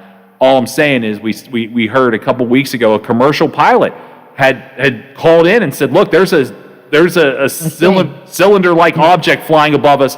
I don't know what it is. Come back. I mean, could you imagine being that commercial pilot going, I've been up here for a bajillion miles, and now there's this big oblong object flying above me, and I don't know what it is. And then this report apparently is going to rock our world.